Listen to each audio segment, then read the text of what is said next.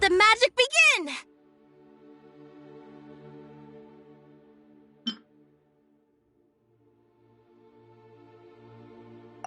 Have you? Let the magic begin!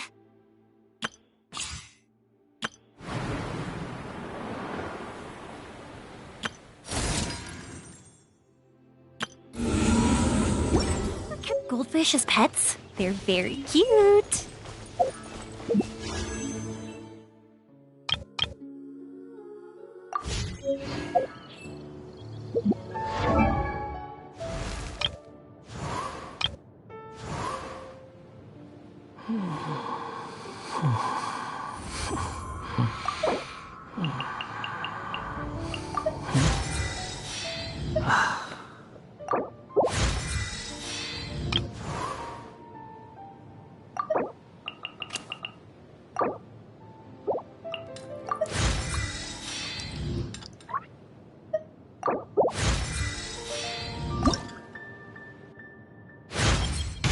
My perception has...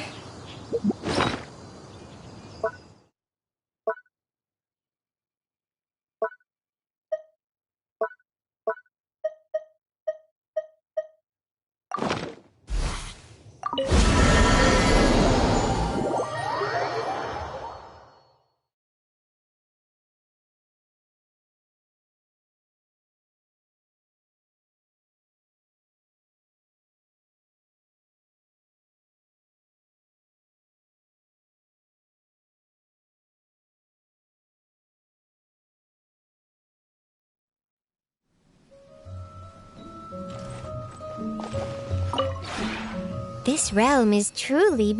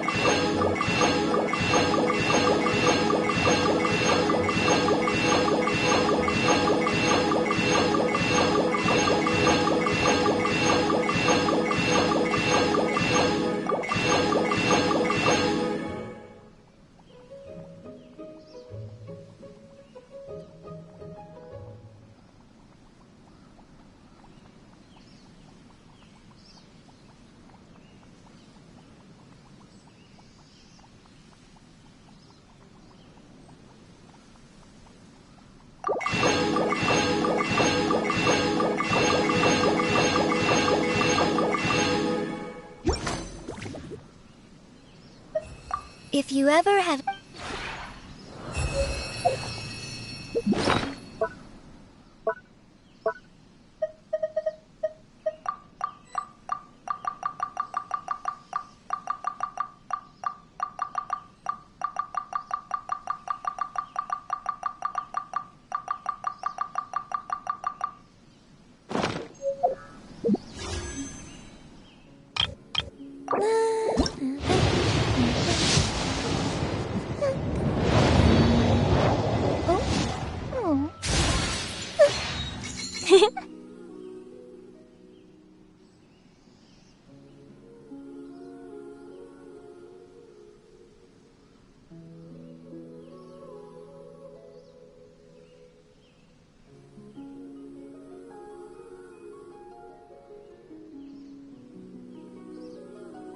If we've got nothing else to do, why don't I tell you a story?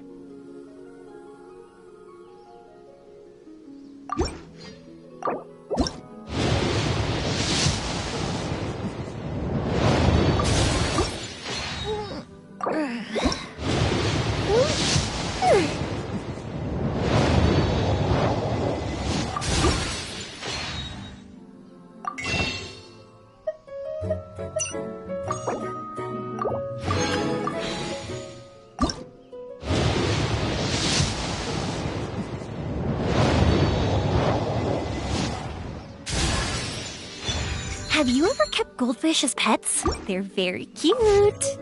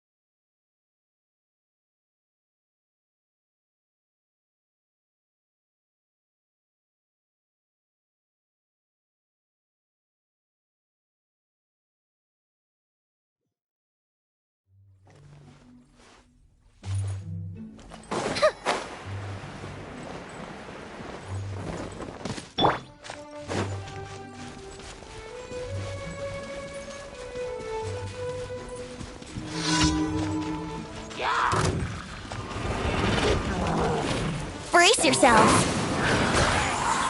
Yeah. Time for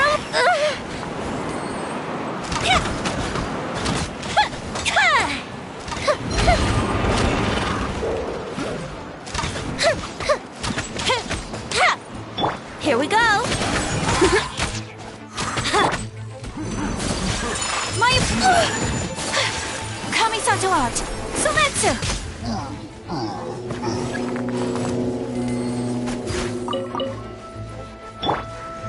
Time for takeoff. Brace yourself. Steady as stone. Time to clean up.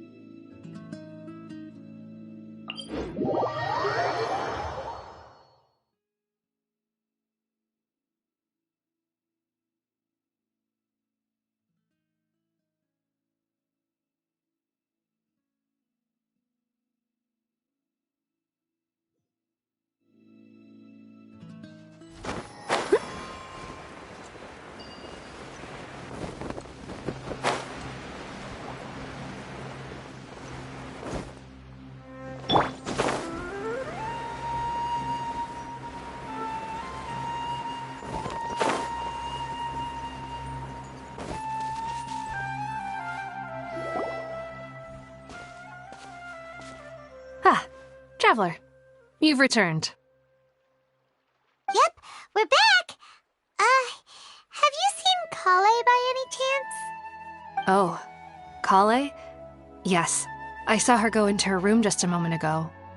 Oh, okay. Guess we'll just have to wait and talk to her tomorrow then.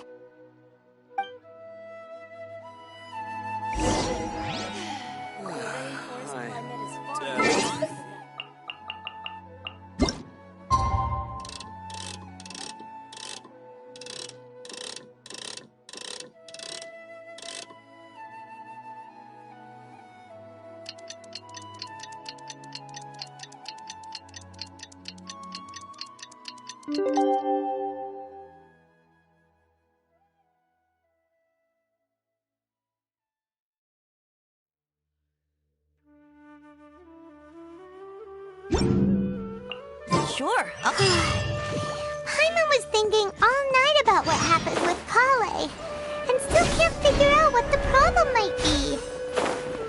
Maybe she's in a better mood now. Let's go check on her. Ah, it's you two. I was just about to go look for you. Huh? Tainari? What are you doing here? Where's Kale? I came to check on Kale's condition. To put it simply, she's not well. You mean she's sick? How could she be... Oh, wait a minute. Could it be because of what Paimon did yesterday? No need to worry. Something as small as you could never harm her. This sickness is something that Kale has been dealing with for some time. Kale has been more excited than usual since you two arrived. A little too much so, to be honest. She hasn't remembered to take care of herself. I suppose it's understandable, though. She hasn't been around anyone she considered a friend for some time now. It must have been refreshing for her to have you two here. So, Tainari, what's really wrong with Kale? Let's take this conversation elsewhere. Kale just fell asleep after taking her medicine. She needs some peace and quiet.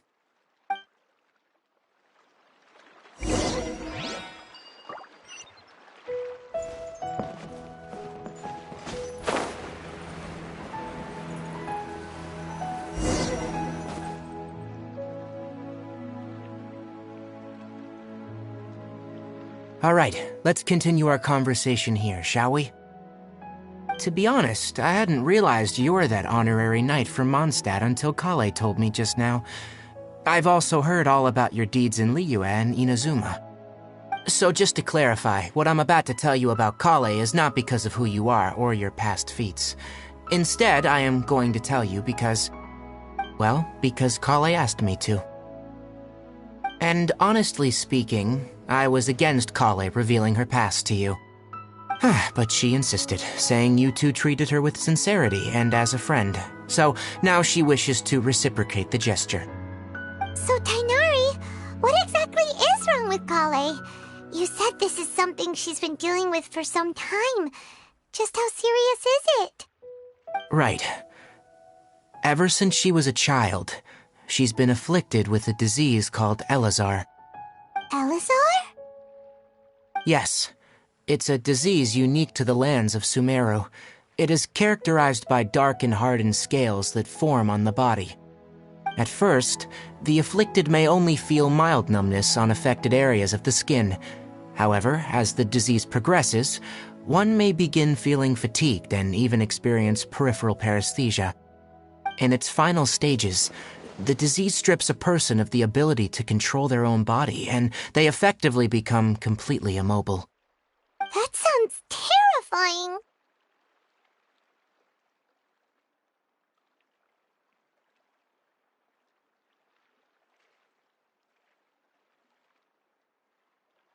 Wait, hold on. So when Kale seemed to be acting a little clumsy earlier, it was because... Correct. That would be the effects of Elazar, which is precisely why I do not want her carrying or holding anything, lest she ends up hurting herself.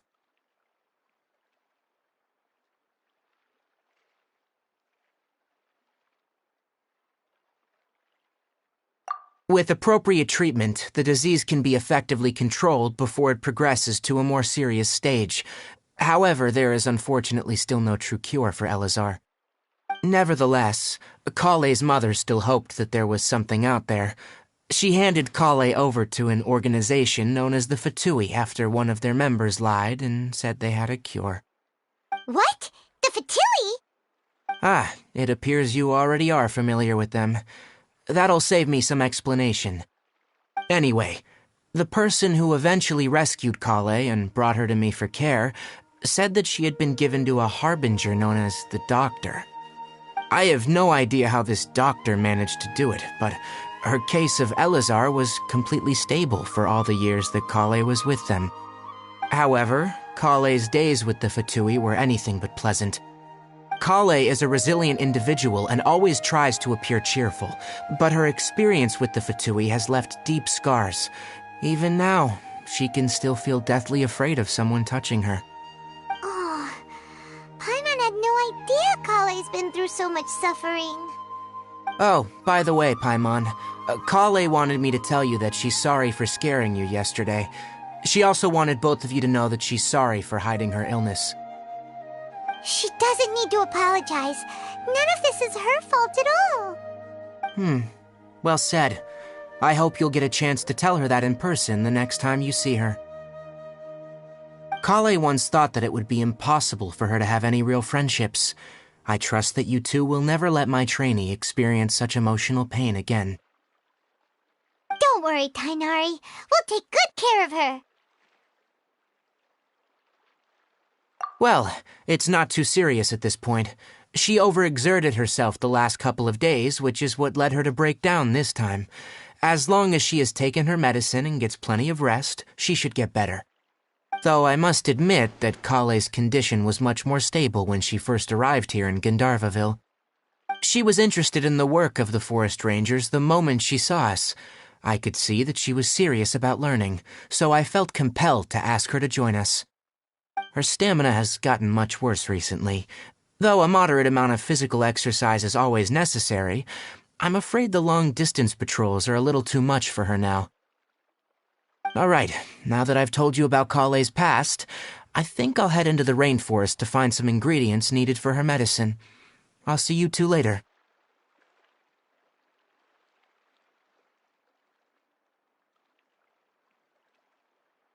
Yeah, we'd like to do something to help Kale too. All right, but I must warn you two. The rainforest is a dangerous place, especially for someone who's still recovering, like the Traveler. You must follow closely and listen to every instruction. No problemo. Let's go then. We'll be looking for a plant known as the Nilotpala lotus. It's often used to help those afflicted with Elazar recover their energy. Hey, Tainari, where exactly are we going to find this plant? Nilotpala lotuses can be found all over the rainforest, but it often grows right here around Gandharvaville. Given the name, it sounds like we should be looking for it in the water. You are correct. The Nilotpala lotus grows in the water. When fully matured, they look like giant blue flowers floating on the water's surface. Quite an attractive species, if you ask me. The large petals are actually the plant's leaves and sepals, which surround a very small flower. You should note that many of the plants found in Sumeru have names that are contrary to their species. Take the Calpalata, for example. The plant is not a lotus at all, but rather a vine. And then there's the Sumeru rose, which is not a rose, and is completely contrary to its name. Oh, huh. Okay then. Note to Paimon. Never bring up the topic of flowers with Tainari.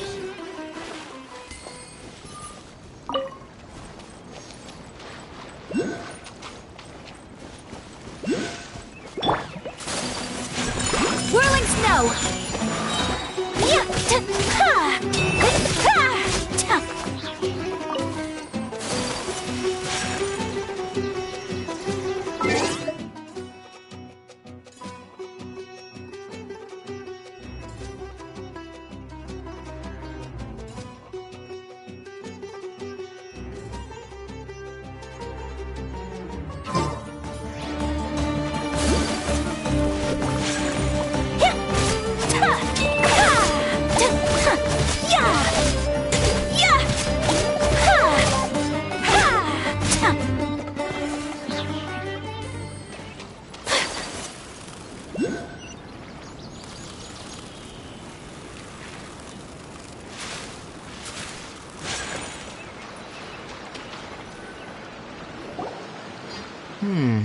There should be Nilode Palalotuses growing somewhere in this area.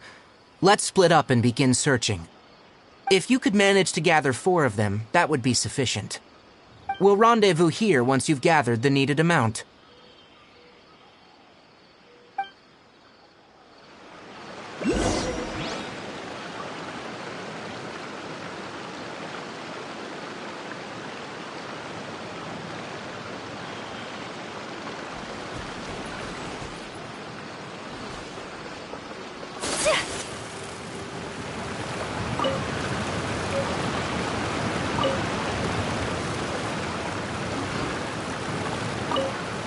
Alright, we've gathered enough Nilode Palalotuses.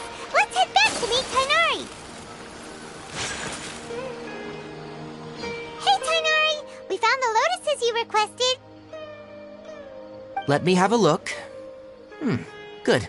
Very good. These are all excellent quality. I'm glad you two came along. Your exploration experience helped save me a lot of time here. It seems we even have enough time to stock up on other things I need. Hey, Tainari!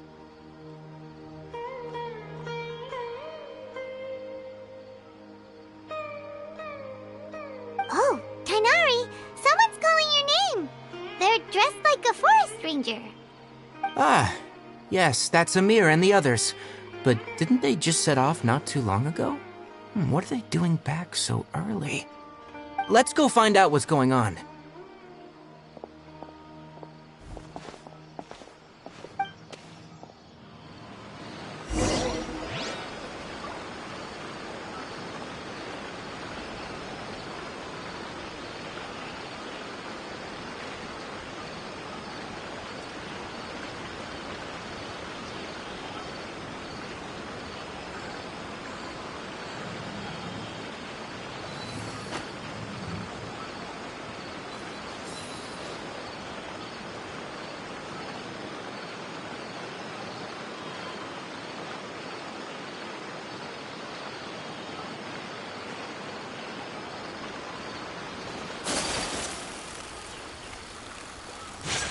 Thank you.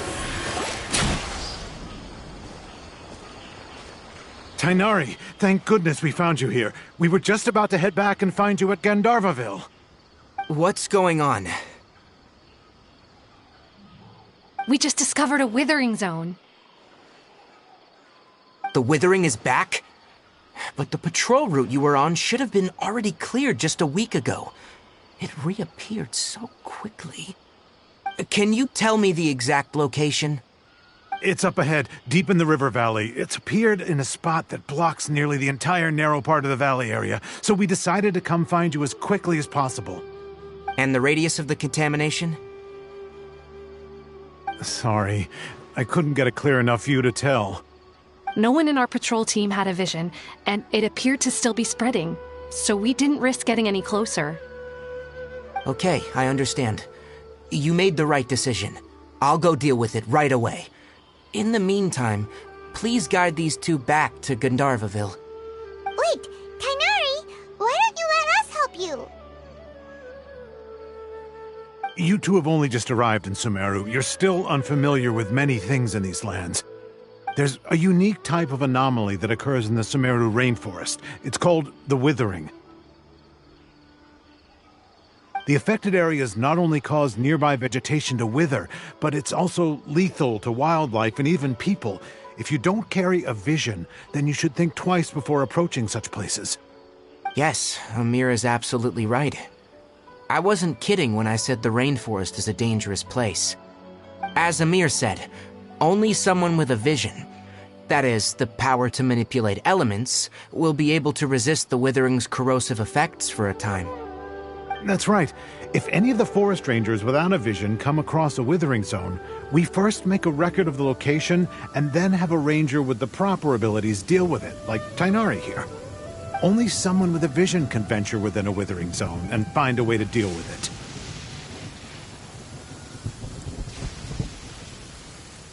But you don't seem to carry a vision. Don't worry, she may not have a vision, but she's a real pro at using the power of... Seems the rumors about you were true then. In that case, all right, you two may accompany me. We typically only teach visitors how to identify the Withering as they're about to leave Gandharvaville. We'll make an exception today and show you what it looks like up close.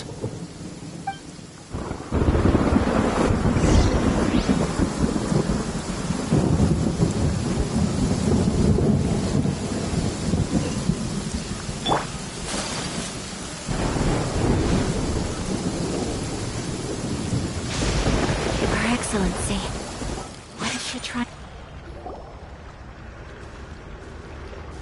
Stop. Don't move any further. Look there, in the distance. Huh? Where? Oh, look! Those plants have withered! That whole area is kinda gloomy. Even the air looks like it's filled with ash. Oh, Paimon doesn't like the look of this. That is the Withering. All right, Traveler. We're gonna have to enter that Withering zone. Once inside, we'll need to look for what we call tumors of the Withering. If we eliminate those, then the area will be saved. Thank you. But I must warn you, don't push yourself. This is your first time handling this sort of thing, after all. Even with elemental powers, once you step inside the Withering zone, you may experience extreme discomfort. If at any point it becomes too much, return outside the zone and take a breather. It could become a matter of life and death. You ready then? Let's go.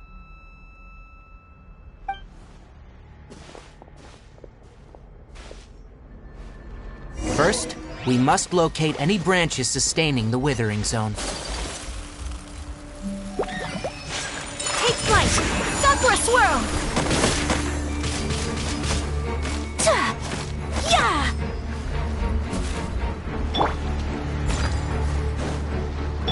Fire hazard!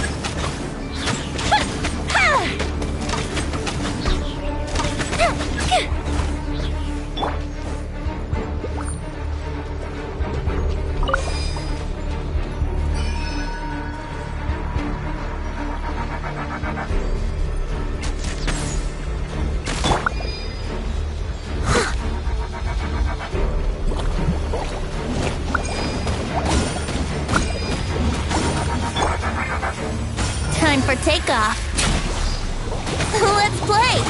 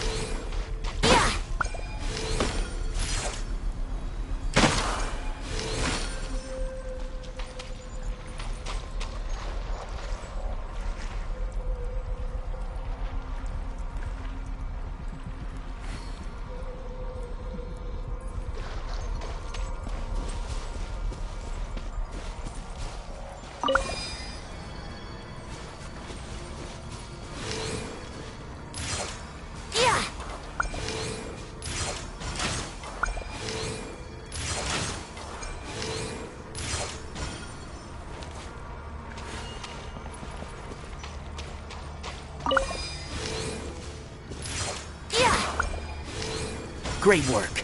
Now that all the branches have been cleared, we'll need to take care of the tumor.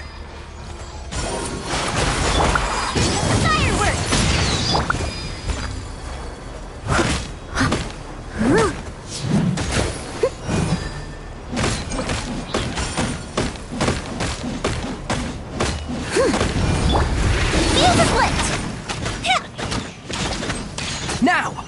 Destroy the tumor of the Withering!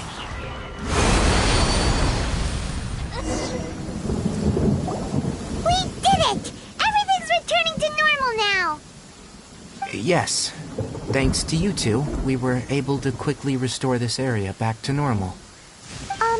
Tainari? You make it sound like we did well, but why does Paimon had the feeling you're worried about something. It's that obvious, huh? Alright, it's like this. Recently, the rate at which withering zones appear has been increasing. Even though we were able to quickly clear that withering zone, it won't be long before another one appears. If that simply meant more work for me, then that wouldn't be an issue. But it's far more severe than that. The withering is leaving lasting effects on the rainforest itself. For instance, even though we cleared out the withering zone, many of the plants that were affected will not recover. This presents a crisis for the ecosystem itself.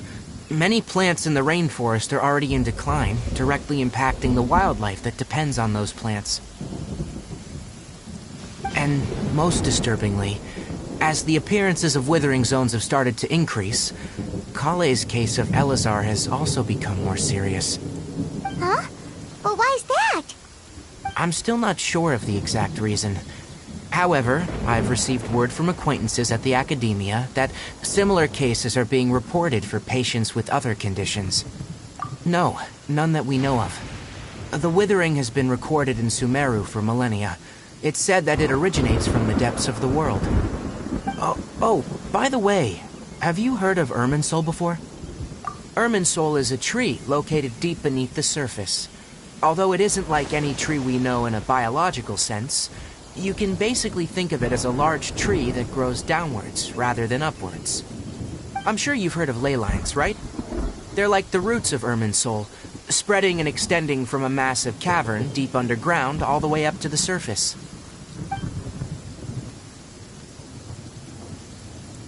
Ley lines continually absorb the memories of this world, which are then funneled into Irminsul, allowing it to collect knowledge and wisdom from ancient times to present day.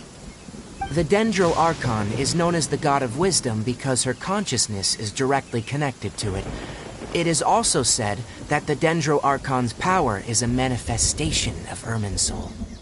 And as for the Withering, its emergence is related to a disease that's affecting it. That's right.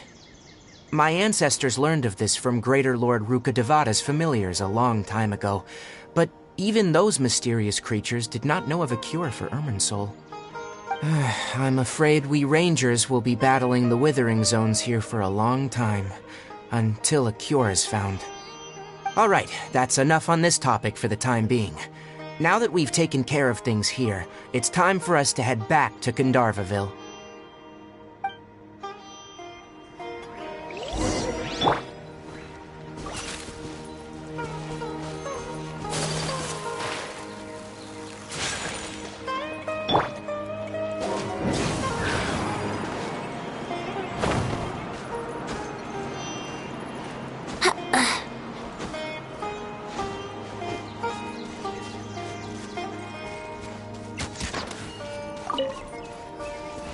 Let's play! Huh?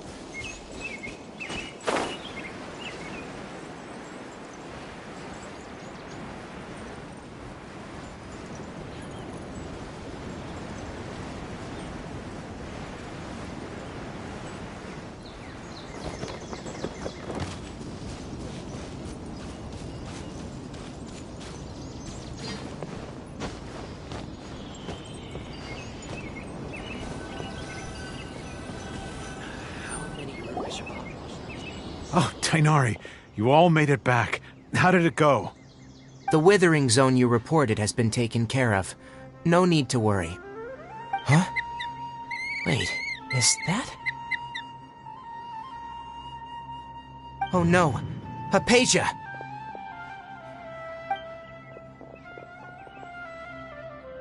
Huh? What's wrong, Tainari? This Duskbird is Hypatia's designated courier for urgent news. You do remember her, don't you?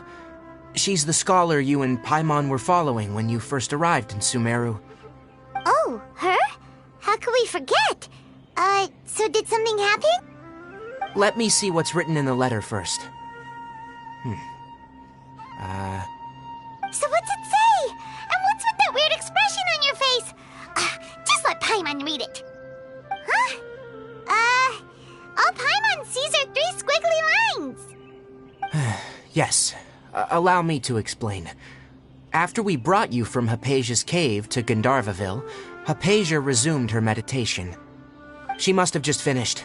It's been nearly 3 days since she's had anything to eat, and it appears she's forgotten to prepare some rations. This letter is her asking us for help. We need to go. What? You mean she's been sitting there for 3 days? Hey, wait, how did you know all that from just a few lines on the paper? Well, obviously because this has happened before. Last time she drew 5 lines, and by the time we found her, well, I'd prefer not to remember that. Needless to say, Hypatia's been through worse, but we should still get to her as quickly as possible. I've got some emergency rations set aside for times like these. Paimon, Traveler, could you two bring these to her? Wait, you want us to bring her the rations? But will the Traveler be okay if her cave is still filled with that funny incense? Let's find out. Here, Traveler, take a smell and see. So, how do you feel?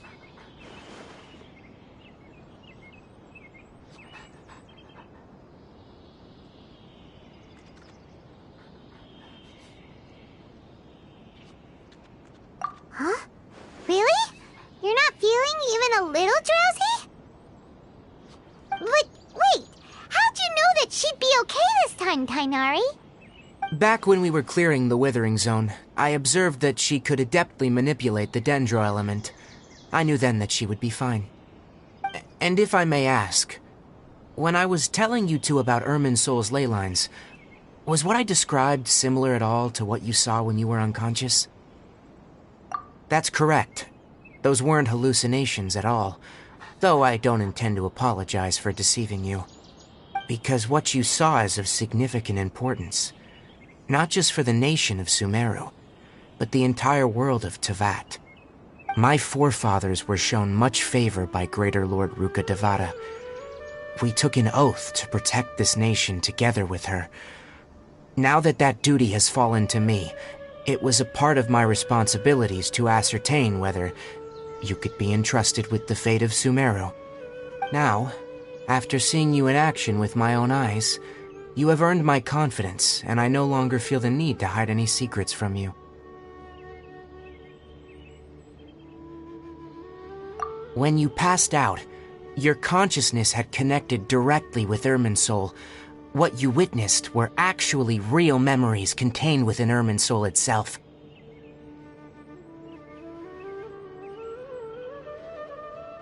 I could try to tell you more, but it would be better if you went to ask Hypatia instead. Her focus on meditation and use of Spirit Borneal are aimed at establishing a connection with Irminsol, just as you did. That sounds nice and all, but will she really help us? Seriously, she completely ignored us the last time we tried talking to her. That was because when you ran into her, she was in a special phase of her training. During that time, she must avoid communicating with others.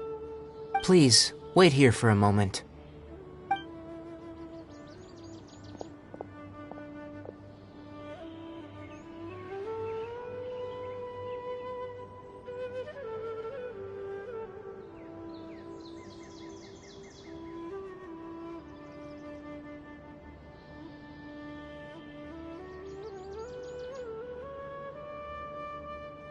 Here, take these.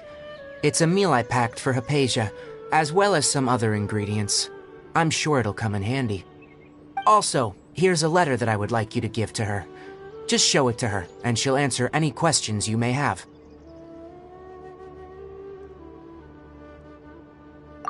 No, I should be the one thanking you.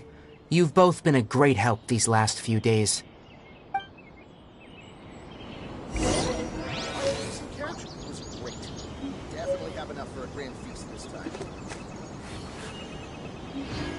Yesterday, a total of 5 dusk birds flew by.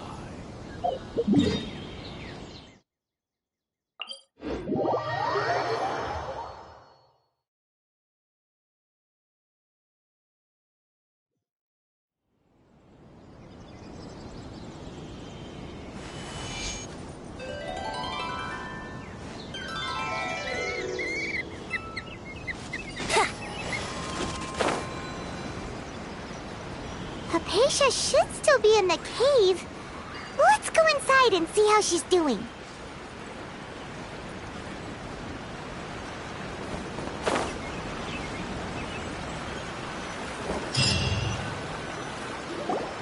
Hello? Hypatia? Hey, there's nobody here. Maybe she went out to look for some food. Let's try looking around the area.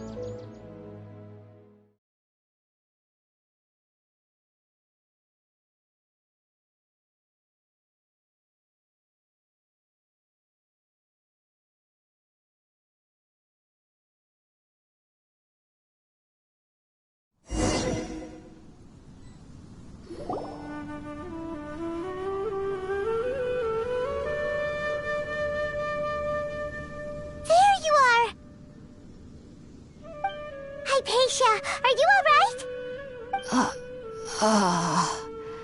So hungry. Need water.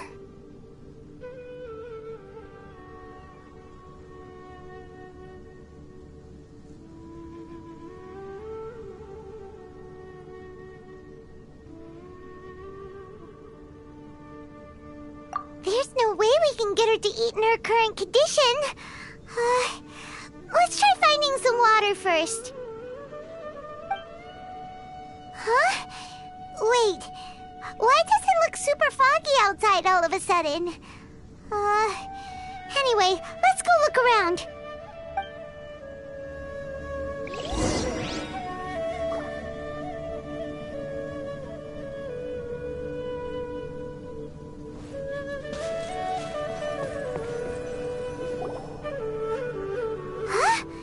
How'd things out here end up looking like this?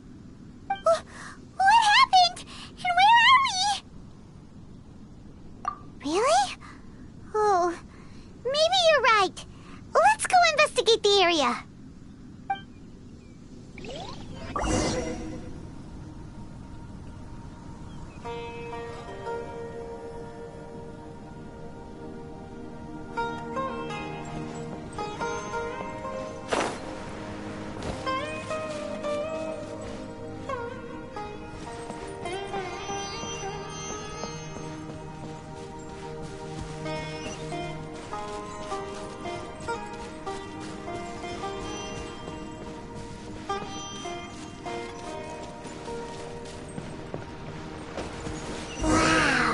This place is huge!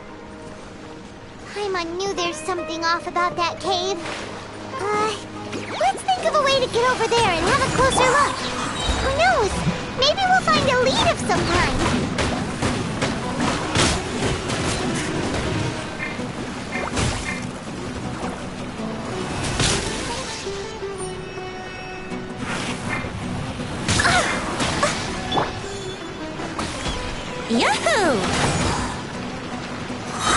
can get away?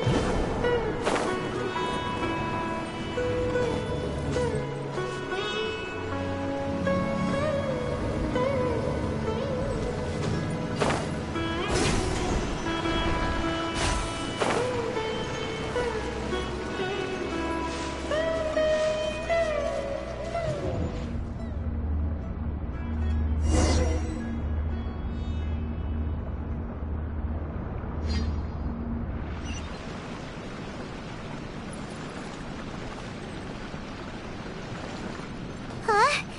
What happened just now? Why'd everything around us suddenly change?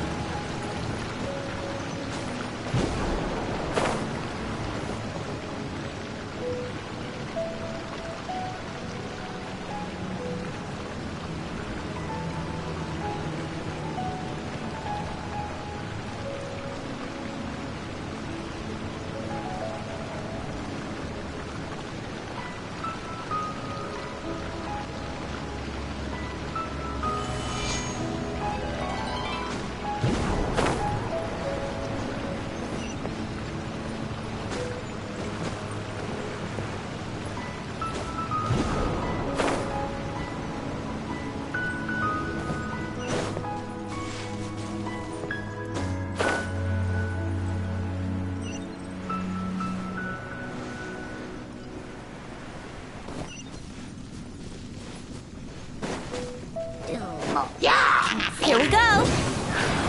Yeah. Steady as stone, as a good knight should.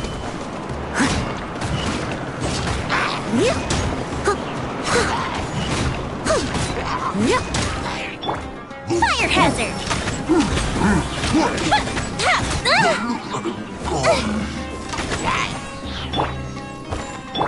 Brace yourselves!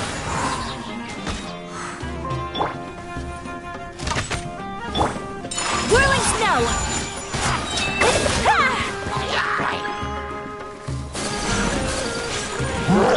Time for takeoff! Feel the split! A festive retreat!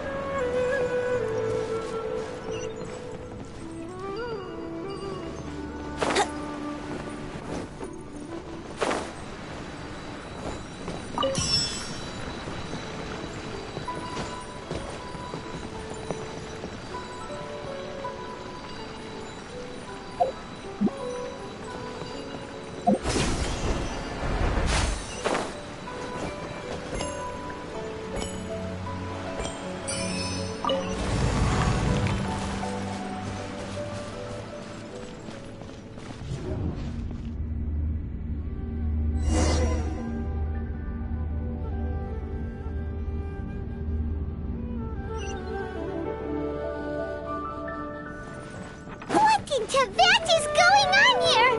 This place is getting weirder by the minute. Hey, what's the matter? You don't look so good.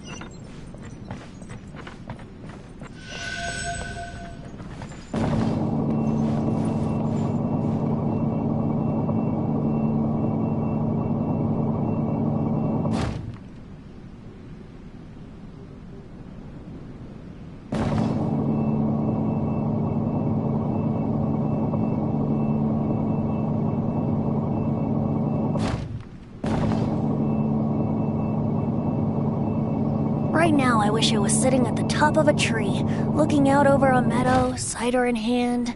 Well.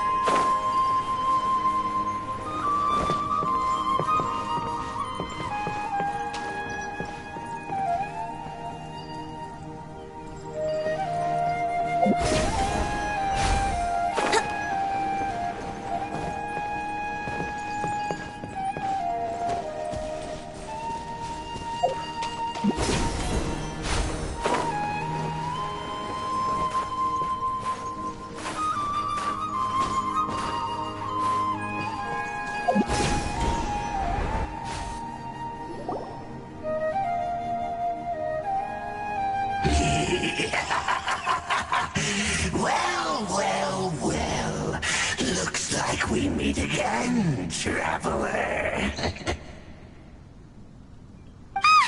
Abyss Herald! What are you planning to do in this strange place? Strange place. Plotting. You needn't worry about such things. They don't concern you.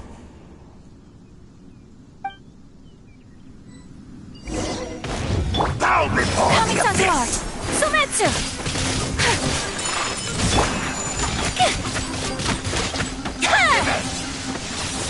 Fire hazard! It's a roar!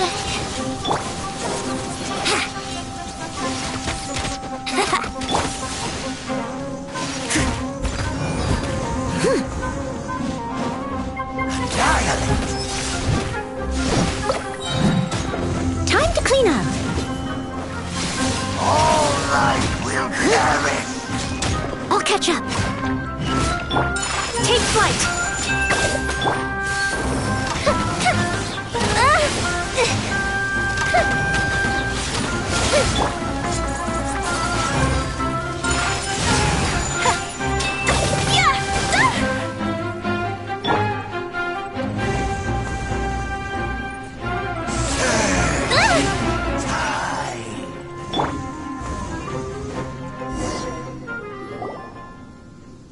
Huh?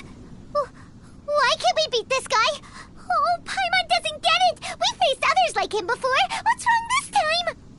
Traveler, though you may have managed to avert countless crises before, your good fortune was bound to end sooner or later.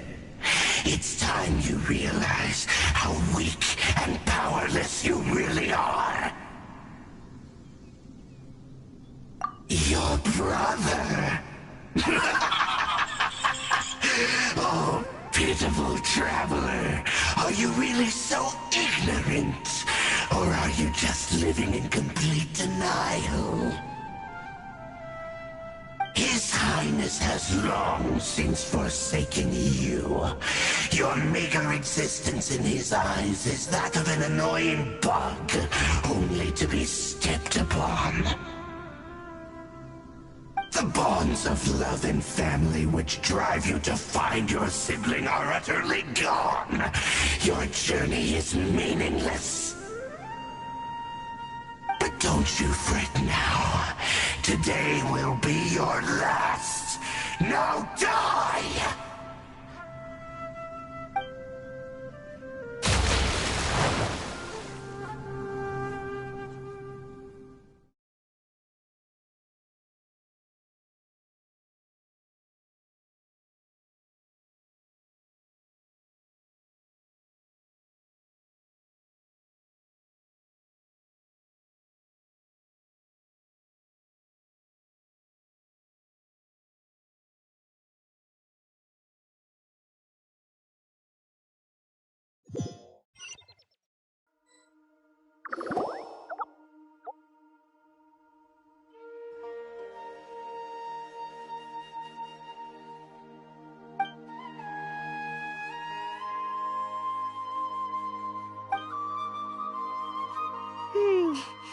What do we do? We haven't seen Hypatia anywhere out here. Oh, there she is! Quick, let's see how she's doing. Ah, so sweet. Well, the good news is that she's still conscious. Hey, why'd you drop her food on the floor like that?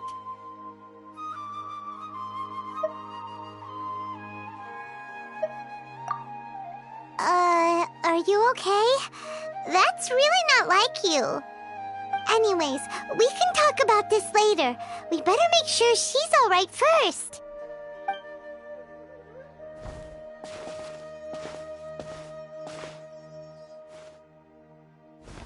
Whoa!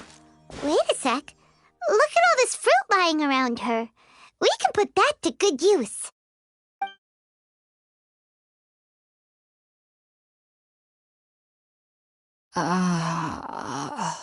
Who is there? Tainari, is that you? Huh?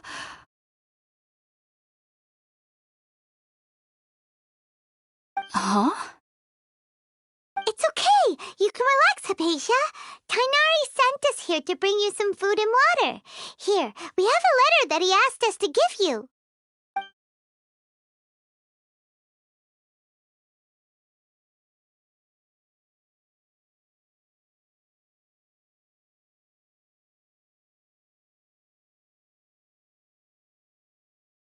I see. So, you're friends of Tainari. I apologize for all the trouble I've caused you. I'm grateful that you came so quickly to save me. You even brought all this fruit. Well, actually, we didn't bring the fruit. It was already here when we arrived. We were kind of wondering about that, actually.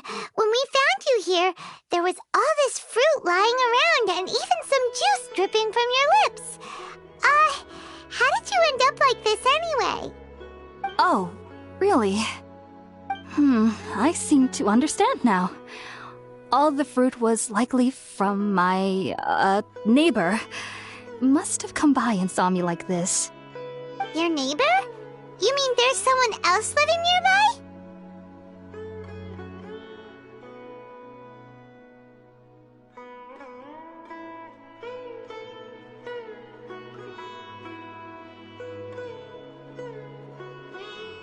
Oh? So you're able to see them too?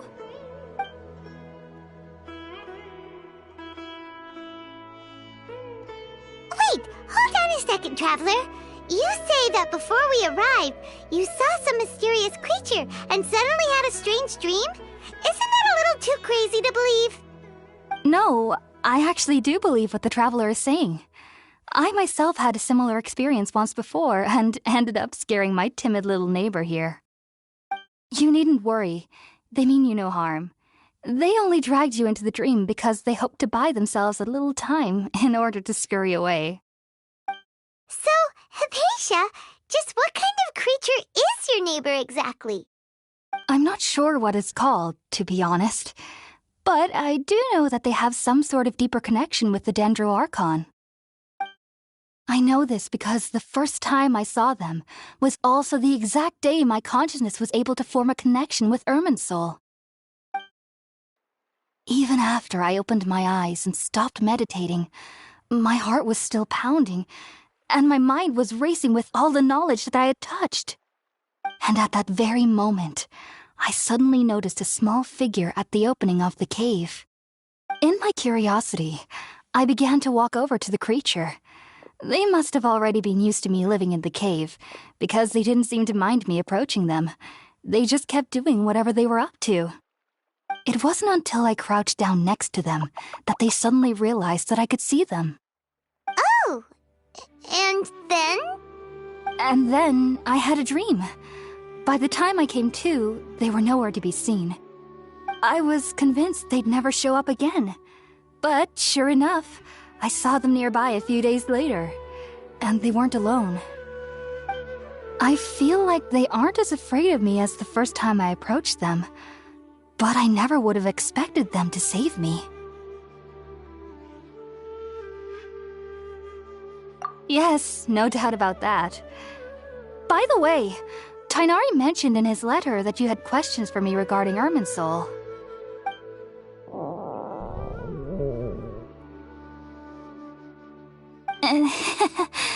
Sorry about that. Sounds like just drinking juice still isn't quite enough for my stomach. Well, if somebody hadn't dropped the food earlier... Anyway, looks like we'll need to prepare something ourselves. Besides, Paimon's getting hungry too. Let's eat first and talk about Irminsul later. Alright, we're up, Traveler. Today's menu will feature Sweet Madame and a radish veggie soup. You'll love them, Hypatia. They're our specialties after all. Sounds good. I've never tried any dishes from other nations before. I certainly look forward to it. It's been so long since I've had a decent meal, too. To be honest, the last time had to be when Tighnari came to visit.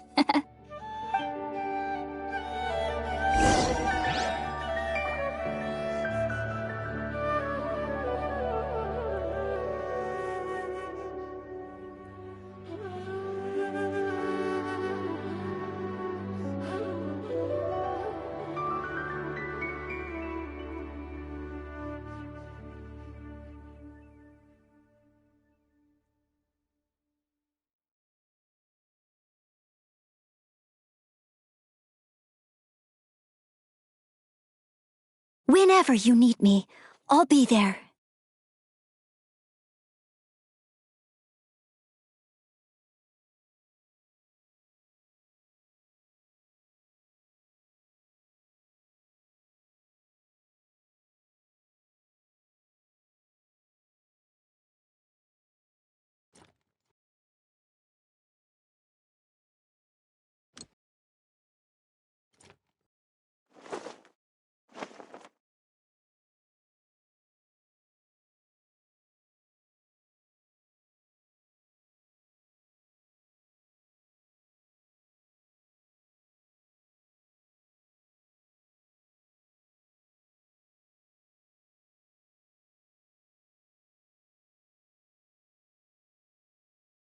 You seem tired. Would you like some tea? I'll brew you some. Do you take sugar? 1 cube or 2?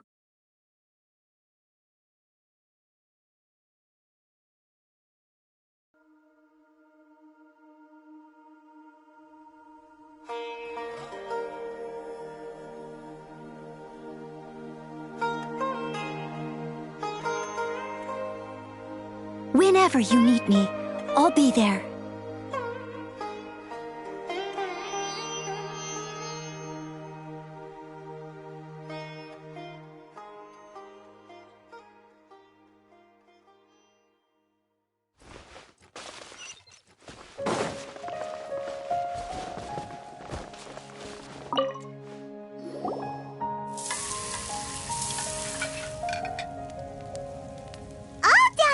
Let's use the empty box that Tighnari gave us since we already washed it. Oh, it smells amazing. And the box is a nice touch, too. Let's go serve this up and start eating with Hypatia.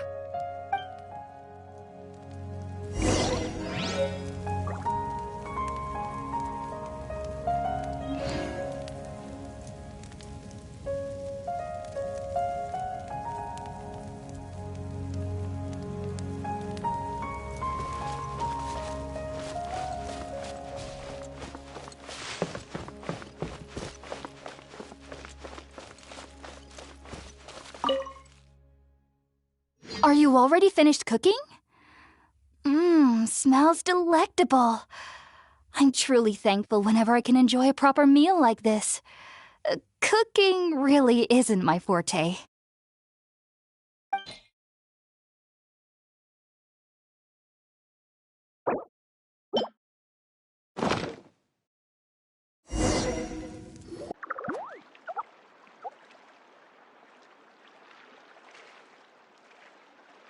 Even though everything you mentioned was in Tighnari's letter, it's still hard to believe you were able to connect with Irminsul immediately after smelling Spiritborn eel for the first time.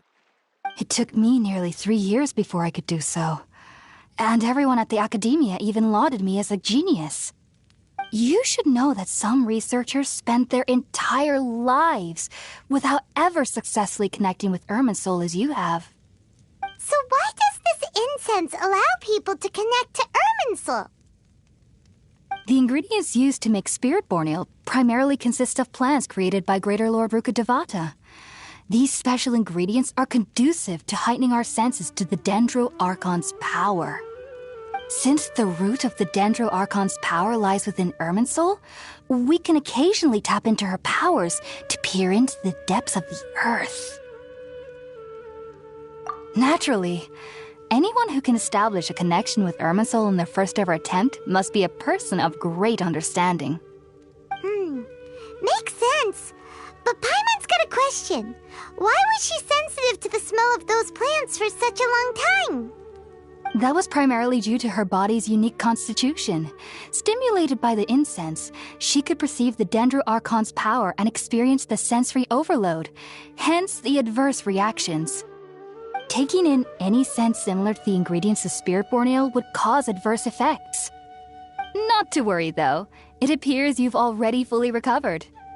Technically, your body should still be sensitive to the powers of the Dendro Archon, but unless you're using intentional meditation techniques, the scent of Spiritborn eel should no longer trigger such reactions. Whew. Well, that's a relief. I must admit, I am quite envious of your abilities. Even if it meant suffering from pounding headaches for the rest of my life, I'd consider it worthwhile so long as I could connect with Irminsul at will. Whoa, you're really serious about this whole thing, aren't you? I am a researcher after all. As a member of the Ritaoist Darshan at the Academia, my main area of research is the stars and their connection to the fate of living beings. But there is still so much we don't know, especially regarding the mysteries that lie in the starry skies. Which is why I must turn to the all-knowing Irminsul for answers. If only my perception wasn't so limited. Unfortunately, I cannot guarantee that my every attempt to attune with Irminsul will be successful, or that doing so will leave my consciousness intact. I am currently in the stage of training known as Satyavada life.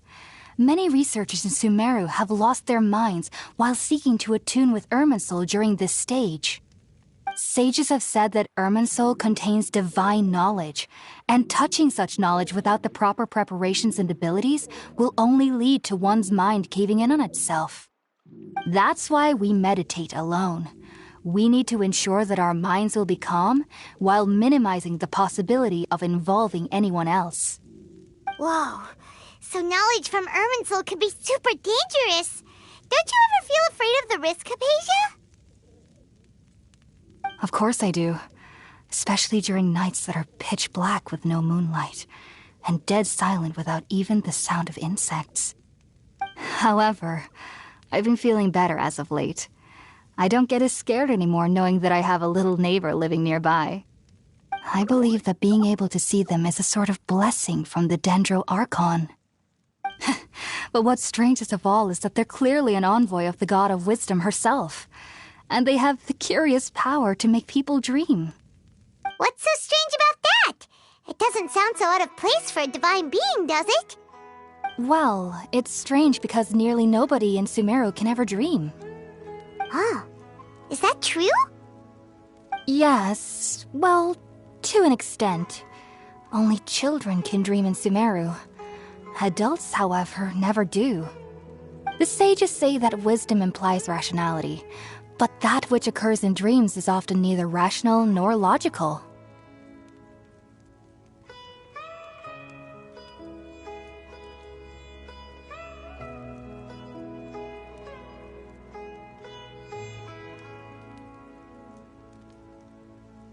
Yes, if one struggles with anxieties, those emotions could influence their dreams. The fact that the people of Sumeru do not have dreams is seen as a blessing by the sages. They believe that Greater Lord Rukkhadevata, the god of wisdom, is keeping us away from the foolish delusions you encounter in your sleep. I was born into a family of scholars in Sumeru City. Ever since I was a child, my parents would always tell me that I'll know I've grown up once I stop dreaming. I studied hard, enrolled as a student in the academia, and went on to become a researcher. Sure enough, I never dreamed again. But then, on the day I scared the little Aranara, I suddenly saw a dream again. It was incredible. Though I don't exactly remember what I saw, I clearly recall the feeling. I suddenly felt like I was a child again. Back then, I was foolish and ignorant as any youth would be, but I was free of fear. Maybe dreaming isn't as bad as we've made it out to be. Just be sure not to speak of this if you travel to Sumeru City. They'll look at you as if you've lost your mind. So, do you have any thoughts about the things she saw when she connected with Irminsul? Sorry, I'm afraid I don't have any answers as of now. All I can say is that what you saw is a memory contained within Irminsul itself. World forget me. What could that possibly mean? If only I could ascend past Satyavada life and begin Paripurna life, I might have some more answers for you. If you two are ever in the area again, please be sure to come and see me. There's no need to be thanking me. You two are my saviors. Besides, I'm already looking forward to tasting some more of your cooking.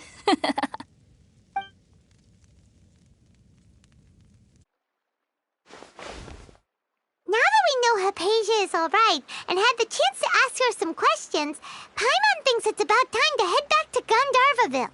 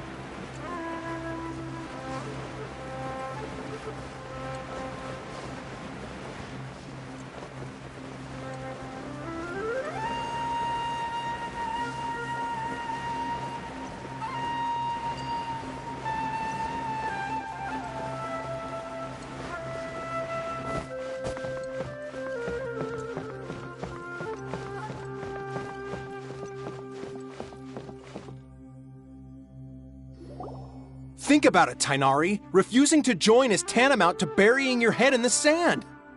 I understand that you're a forest watcher and that it's your duty to combat the effects of withering zones. But isn't it evident that such work is not a lasting solution to the problem? As Sage Kage clearly stated, your presence and guidance in Sumeru City is pivotal in finding a cure for Irminsul. How could you possibly refuse? Keep your emotions in check, Ghulam. Let's at least listen to Tainari's reason for declining. We're here to invite him to the academia, not to cause a scene. Sage Kage, I am truly honored that you came here in person, but I'm afraid I must still decline your invitation. I am merely a forest watcher. How could the great minds of the Haravatat have any need of someone like me? Well, it turns out that your refusal letter had some implications on your master's reputation. He is a renowned sage of the Immorta, after all. So now I've come here in his stead. I see. Well, I figured that given his temper, he would come here and berate me personally. Tighnari, your master is an integral part of this effort, and now he requires your assistance. And what exactly does my master need of me, Sage Kage? You'll know, once you've arrived in Sumeru City, that is. And, how long will I be required to stay? There's no definite answer as of now. Do you mean to tell me that, despite coming all the way here to Gandharvaville, you still can't answer the questions I laid out in the letter to my master? If that's the case, then I'm afraid I cannot give you a definite answer either. Tighnari, but you... So be it. Come, Gulam, we're leaving.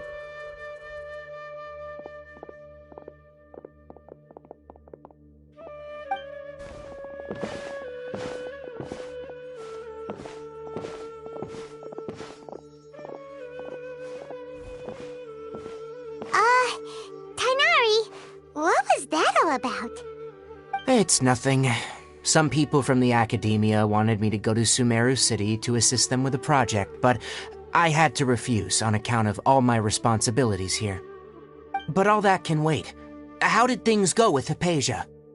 It was quite the eventful trip, but the main thing is that she's safe and sound. She answered a bunch of questions for us, too. Very good. Now that the Traveler has made a full recovery, there shouldn't be any reason for you to tarry here longer. I assume you will be heading to Sumeru City, correct? That's right! We want to meet Lesser Lord Kusanali and ask her for advice. Do you have any idea on how we can find her? Sorry, I'm afraid I don't have any advice for you there. Well, do you at least know anyone we can try asking in Sumeru City? Let me think. My trips to Sumeru City have been fairly short, and most of my acquaintances are researchers. Oh, how about this? I'll write you a letter of introduction that you can give to a researcher I know. He's from the Amorta Darshan and is adept at gathering information. Asking him might prove worthwhile. Also, when you enter Sumeru City, you'll probably end up receiving something like this item here. I'm not sure if it will ever come in handy for you, but maybe you can give it a try. Oh? What is it? It's called an Akasha Terminal. It's a tool produced by the Academia that utilizes the legacy of Greater Lord Rukkhadevata. Some say that this item is the very basis of Sumeru's reputation as the City of Wisdom. Needless to say, this device and its usage fall under the Academia's expertise, so I'll leave it to them to show you how to use it. Great! Next up, Sumeru City! But wait, before that... That's right! Tighnari, we have something important to say to Kale before we leave. Is she doing better now? Yes, she's doing much better. After being confined to her bed all this time, I thought a little walk would do her some good. Last I saw her, she was taking the path towards the North Crossing. She knew you two would be leaving soon, so she must have wanted to see you off. Thanks, Tighnari. All right, let's go! Farewell, and good luck to you both.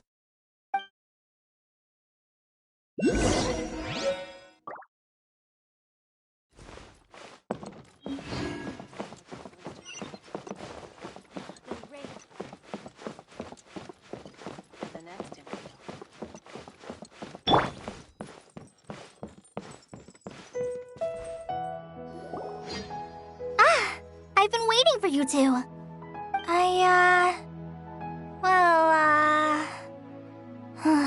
Never mind. I guess I should just wish you two a safe and successful journey. Thanks for waiting here just to see us off, Kale. We're headed to Sumeru City. Don't worry about me. I can take care of myself. My condition won't be getting in the way of my duties. I want to be a forest ranger after all. It's up to me and the others to protect the rainforest here. And, I'm sorry. I should have told you both about my condition when we first met. I just wanted you two to treat me as a normal friend, not some girl that needs your sympathy. But I guess now I understand that the most important thing is for friends to be genuine with one another. There's no need to apologize, Kale. We should be thanking you for trusting us enough to be your friends and sharing your past with us. We're probably still gonna worry about your condition, but that's because we're friends and we care about you. Thank you. That means a lot. Before you leave, I have something for you. Oh? What is it? It's my recipe for pita pockets. I told you that I'd give you a copy, remember? My handwriting is a little, messy, so please don't laugh.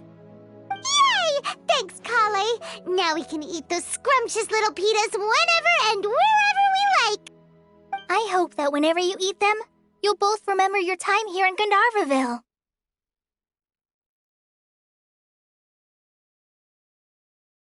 Well then, I, trainee Forest Ranger Kale, bid you both farewell. Please visit Gandharvaville again. The Rangers will always be ready to assist you here.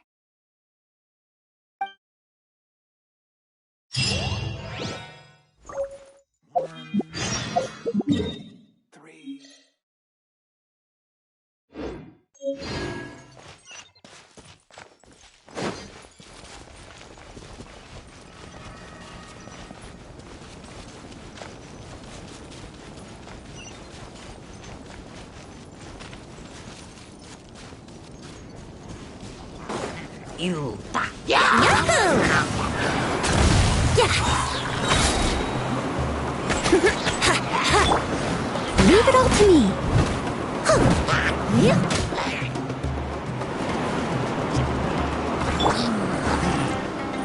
Time for a light show.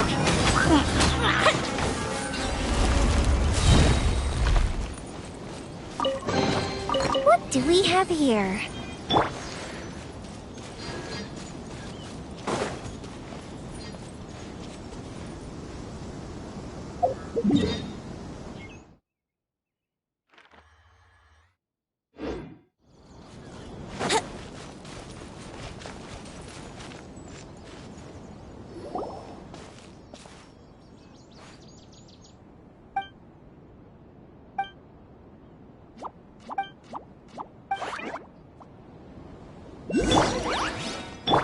Think you can get away? Fuse is lit!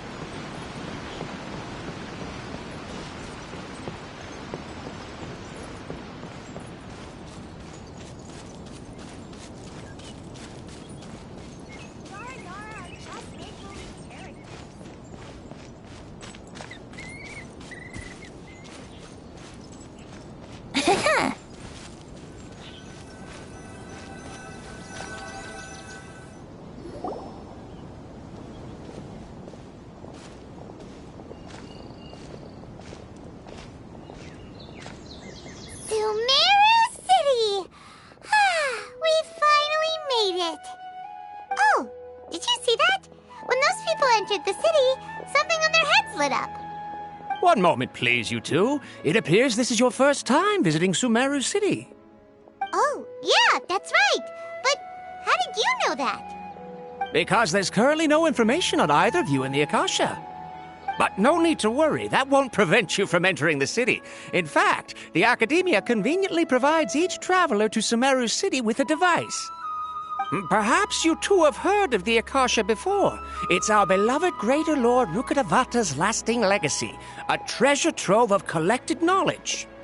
After centuries of tireless research on the Akasha, the Academia created one of its most ingenious inventions, the Akasha Terminal.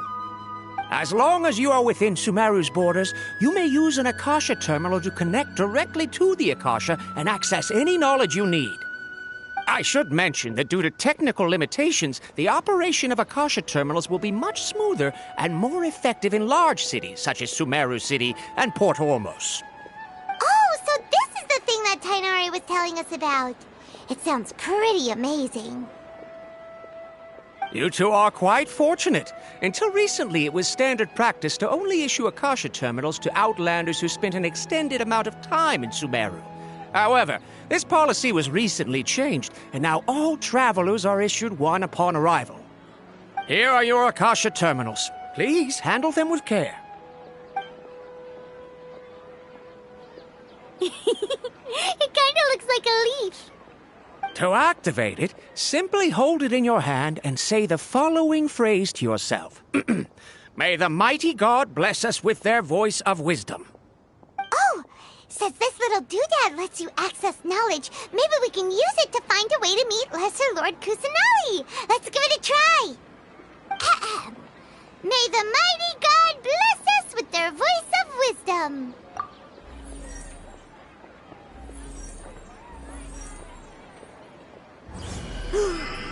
Whoa! Just now, something clicked, and Paimon suddenly knew how to use this thing.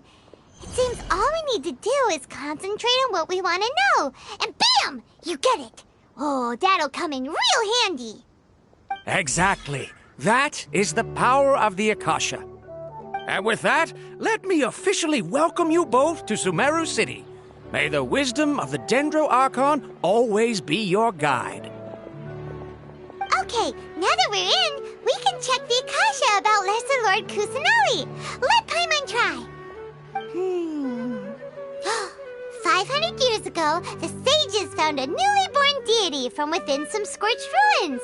The deity now resides in the sanctuary of Suristana. Seems pretty similar to what Kale was telling us. Okay, next, let's concentrate on asking how to meet her.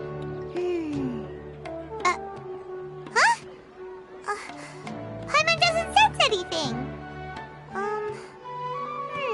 Oh, come on! Ugh. Focusing on this question feels like when you have something you're trying to remember and it's on the tip of your tongue, but you just can't think of it. Ugh. Paimon's brain is exhausted. Oh, smart idea! But what are you going to ask it?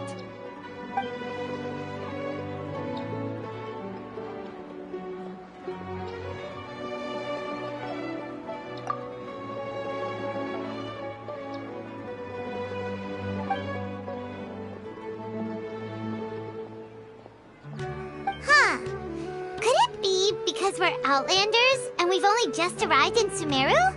You know, maybe we're not qualified to receive an answer to this sort of question or something.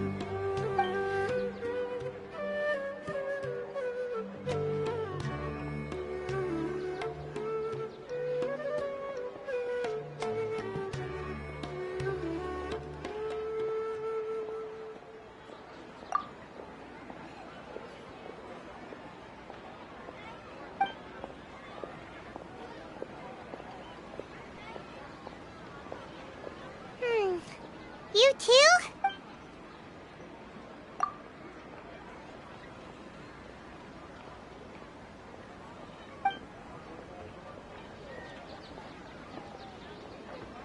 Uh-oh.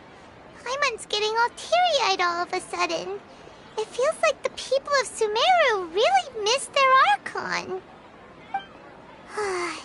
Well, seems no matter which way we try, we can't find anything that'll lead us to Lesser Lord Kusanali. Guess our only choice now is to try meeting with the researcher that Tainari recommended. He's from Sumeru and even has a position in the Academia. Maybe he'll be able to access more info from the Akasha. Let's see. Tainari wrote an address on the letter's envelope. Oh, it's not far from the city's gate. Let's head over and have a look. Hopefully he's at home.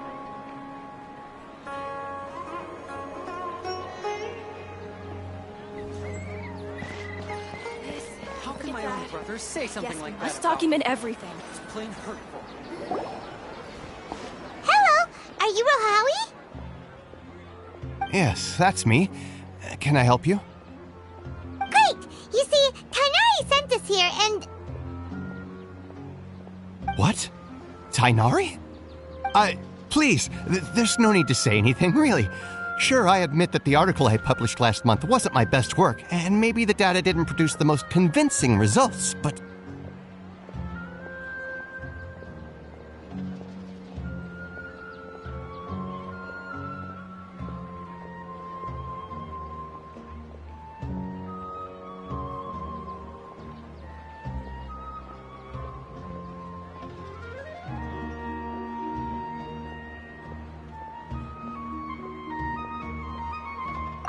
Here! This is a letter from Tainari! Oh, let me see... Oh! Ooh, what a relief. You two nearly scared the life out of me. So, you two just have some questions for me? Seems even Tainari acknowledges my innate ability for procuring information. So, what is it you two would like to know? We want to meet with Lesser Lord Kusanali. Do you know a way we can do that? You mean you want to meet the Dendro Archon herself? This isn't exactly my area of expertise, but let me see what I can find in the Akasha.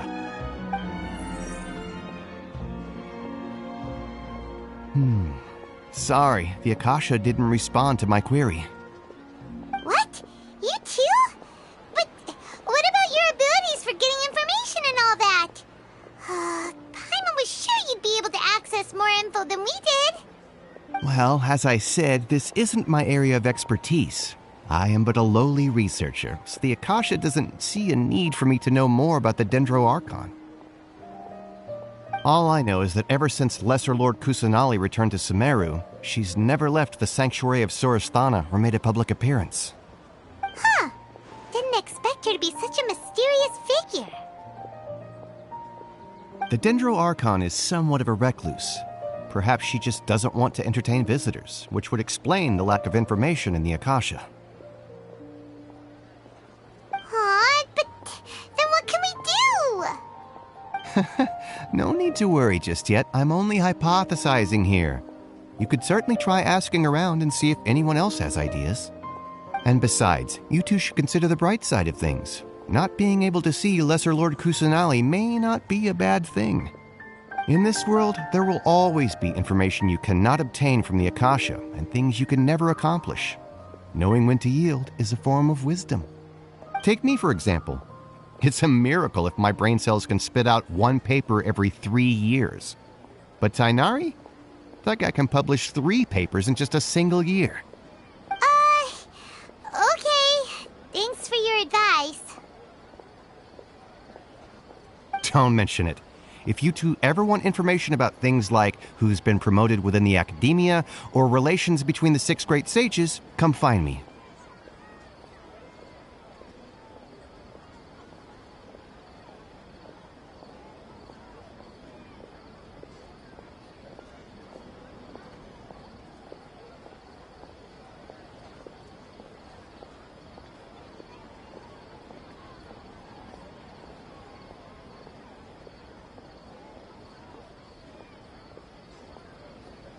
Hey, come on! This is a survival skill at the Academia.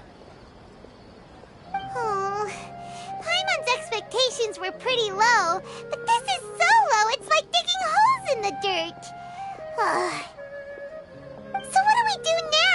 Even if we want to talk to someone, we don't know anybody here.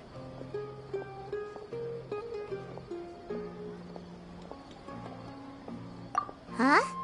Like who? Oh, you're right! Catherine! The Adventurers Guild has its own intel network. Let's hurry and find her.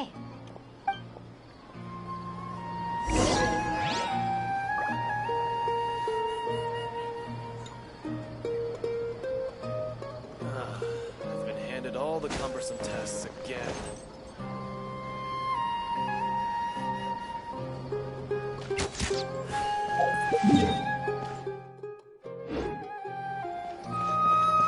Watch out for pickpockets.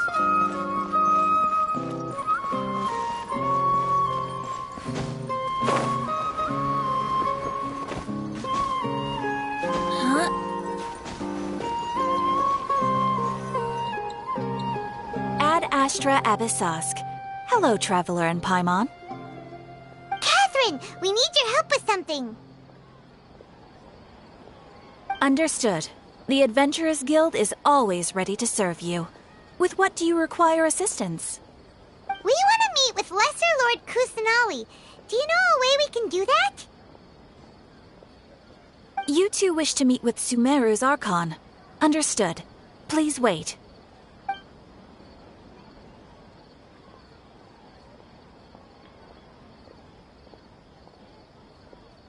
I apologize, but I am unable to call up any relevant information in the Akasha. I'm also unable to locate any pertinent information in my personal memory. Aww, another dead end. Well, if Catherine can't help us, then we really don't know anyone else to ask now. Please do not worry. I may know of someone who can help you two. In Sumeru, the Adventurers Guild does not serve as the vanguard of information. Rather, there are numerous active mercenary groups collectively known as the Eremites. They take on various contracts and work all across Sumeru, so they naturally accrue intelligence. An Eremite brigade called the Corps of 30 is in charge of Sumeru City's defenses. Not only are they the oldest brigade, but they are responsible for managing and coordinating the affairs of all other mercenary brigades. Corps of 30? What a weird name. Supposedly, they are named as such because their ranks numbered 30 at their inception. Asfand, an advisor with the Corps of 30, maintains good relations with the Adventurers Guild. Though he's already retired, he and his words carry great weight within mercenary circles. If you'd like to get in contact with him, you can find him at the Corps of 30's headquarters, the Citadel of Regzar.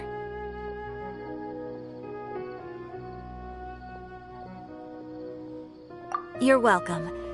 I wish you two the best of luck. We look forward to your exploits in Sumeru. All right, off to the Citadel of Regzar we go!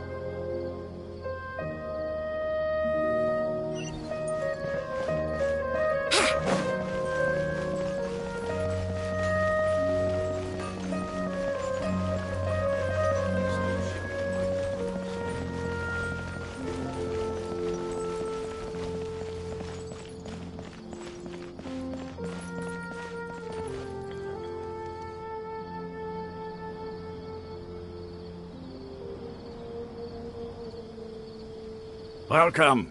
The Adventurers Guild told me to expect you two.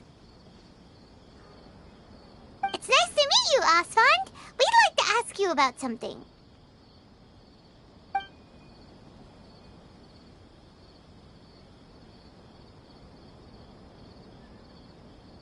I see. So, Catherine's the one who sent you this way. Ha! It's true that the Eremites' network is vast, but even I can't help you meet the Dendro Archon. Wait, seriously? That's it? Afraid so. The Eremites aren't terribly religious, so we don't know much about divinities. As far as the Akasha goes, we can access even less than you. We originally came from the desert. The gods there died off long ago. Since those days, we've used our own 2 hands to carve out a living. We don't beg gods for their aid. It isn't just us, though. If you ask me, I think most in Sumeru aren't interested in Lesser Lord Kusanali. Oh? Why's that? Just take the Academia, for example. They're the ones who truly rule Sumeru.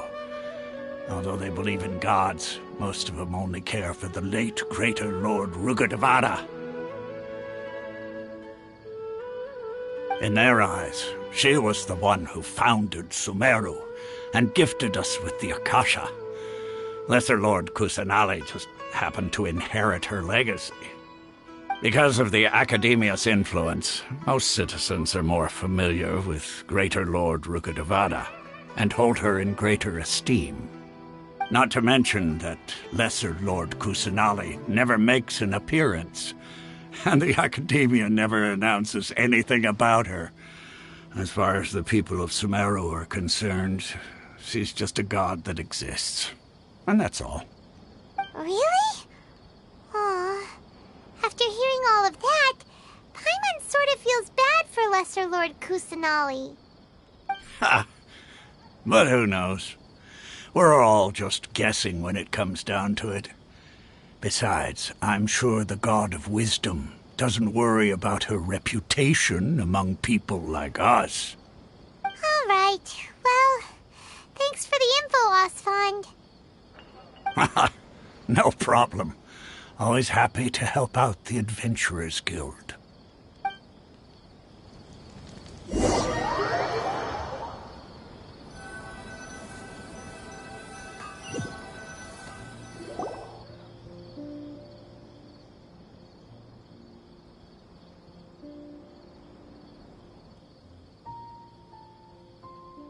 Not only are they not interested in the Dendro Archon, they even say stuff like, if the Akasha doesn't think I should know, then I don't need to know about it.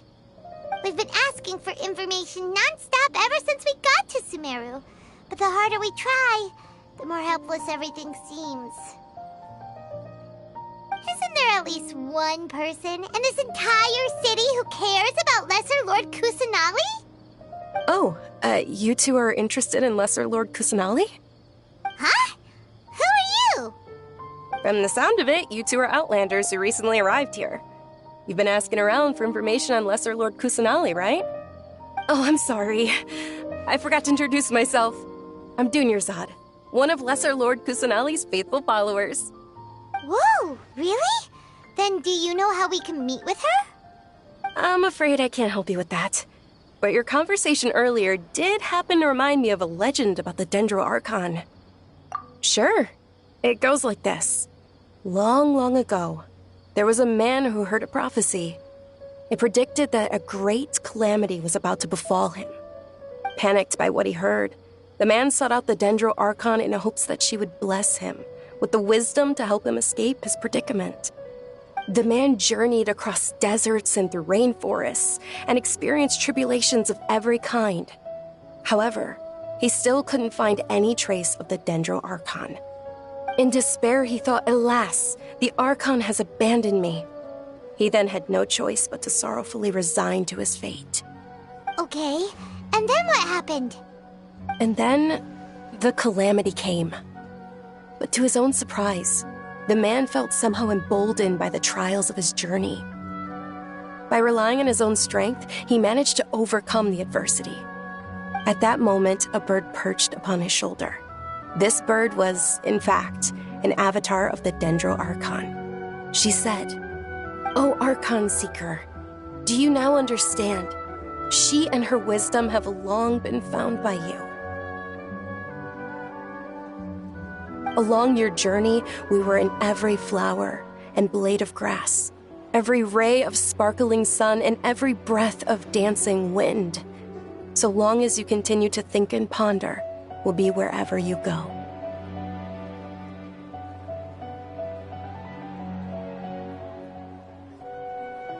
Yeah, thanks for the story!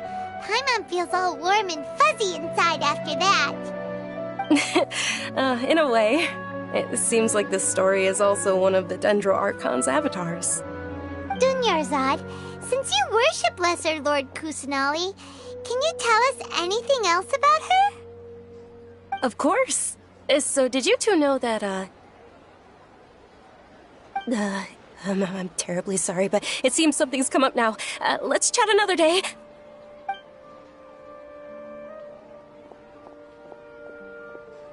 Hey, wait! What the heck just happened? It looks like they're searching for someone.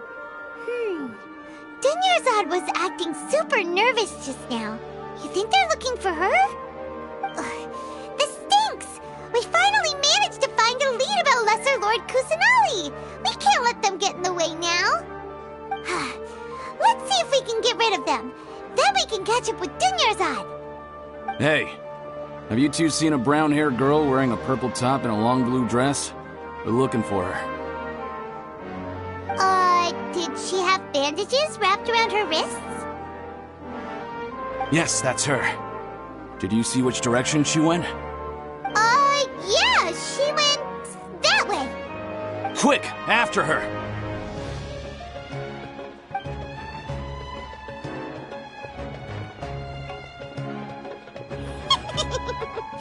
That should keep him busy for a while. Let's hurry and find Dunyarzad.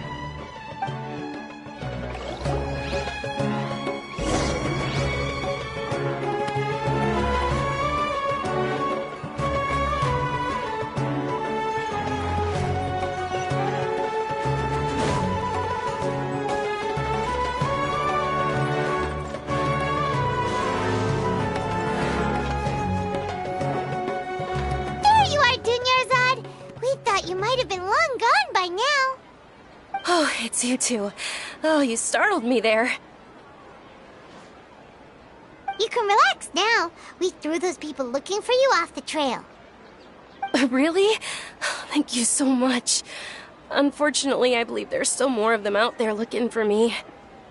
Uh-oh, looks like there are some coming this way. Huh? More of them? Then what are we standing here for? Run! No, wait, my body isn't in the best shape. It's difficult for me to run.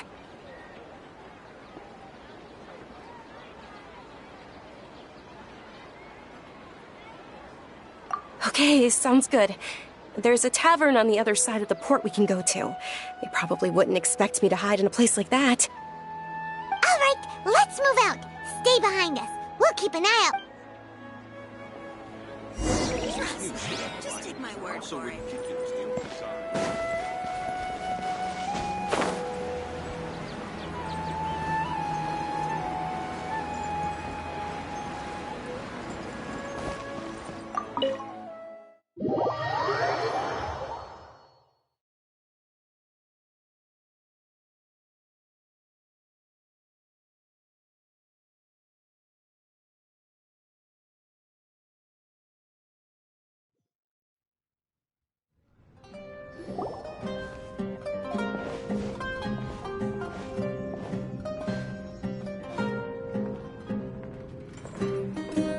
We made it. Oh, they shouldn't be able to find us now. Wait! Stand down, Dia!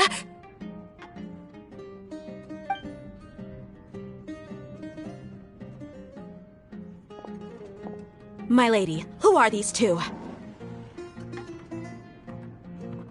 They're travelers that I met on the street just a moment ago. They happened to notice that you were all searching for me, so they helped me hide. I see.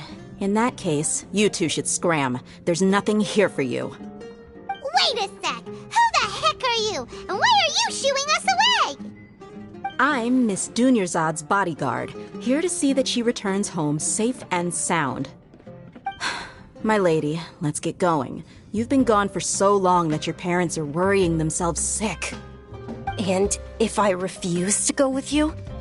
It'd be easier for the both of us if you cooperated. But if you insist on not going, then I'll have to carry you like a sack of potatoes. Hey! Dunyarzad already said she doesn't want to go back. Why are you still pushing her? Stay out of this. You don't understand the situation. Sorry, my lady. Even though I'm your bodyguard, your parents are my employers. I have to answer to them. How much? Wait, what? How much more do I have to pay you to become your employer? So you never listen to my parents ever again. Double? A triple? Give me some time and I'll get that much. My lady, this isn't about Mora. I don't know what you think of us Eremites, but let me say this. I like Mora, but I'll never go against my principles. That's why I'm here looking for you. Sure, it's an order from my employer, but my conscience was also telling me it's the right thing to do. And knowing your health, carelessly running around like this is gonna hurt ya. For the sake of those who love you, don't be stubborn. No, you're wrong. I'm aware of my limits and I know what I'm doing. Honestly, the only people being stubborn right now are my parents. And I know perfectly well that it makes no difference if I'm at home or not. They still won't accept reality. And every time I bring this up, they just change the subject. Dia, you've been living with us a long time already. This should be old news to you. Dia, I know it hasn't been easy for Mother and Father, and I'm grateful for everything they've done for me. But there's someone else in this world I'm also grateful to. Because she saved me. The love I have for her is the same I have for my parents. This is my life and my last chance. So I want to do something meaningful.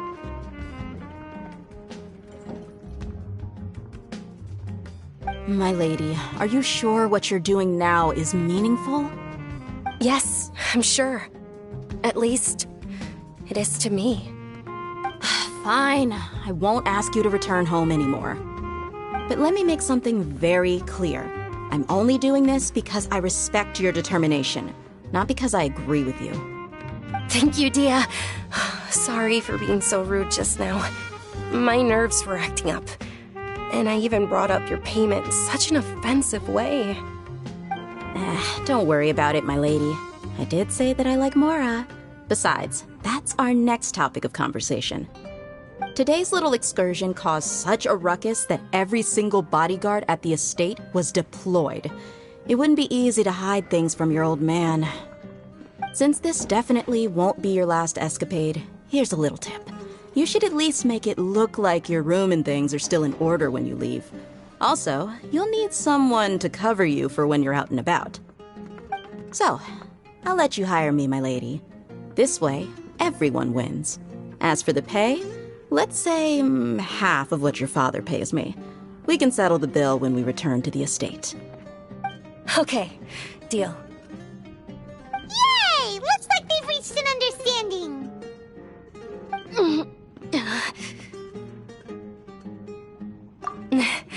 I'm fine, really. I just feel a little tired now that things have calmed down. My lady, stop trying to look tough. We're already in a tavern, so let's rest up and grab some grub. I'm sorry for worrying you two. If you don't mind, I'd like for you to join us. Sure! After you rest up, we want to hear more about Lesser Lord Kusanali.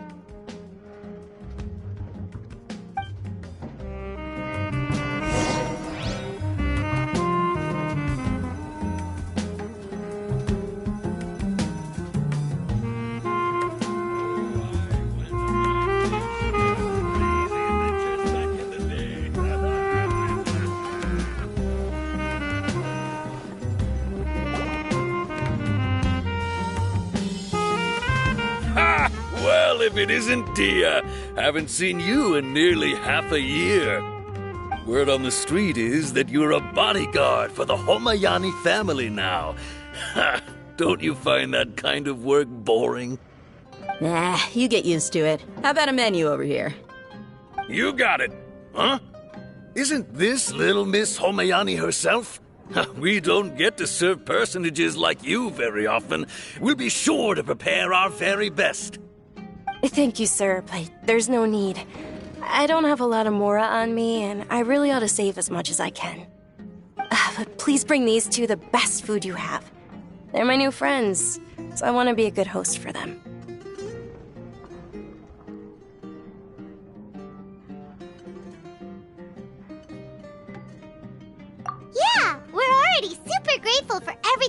told us about Lesser Lord Kusanali. How about our charcoal-baked Agelenach cakes? They're our signature snack, and they run cheap. Look, other customers over there are eating some now. They look kind of burnt and dry. Paimon will pass.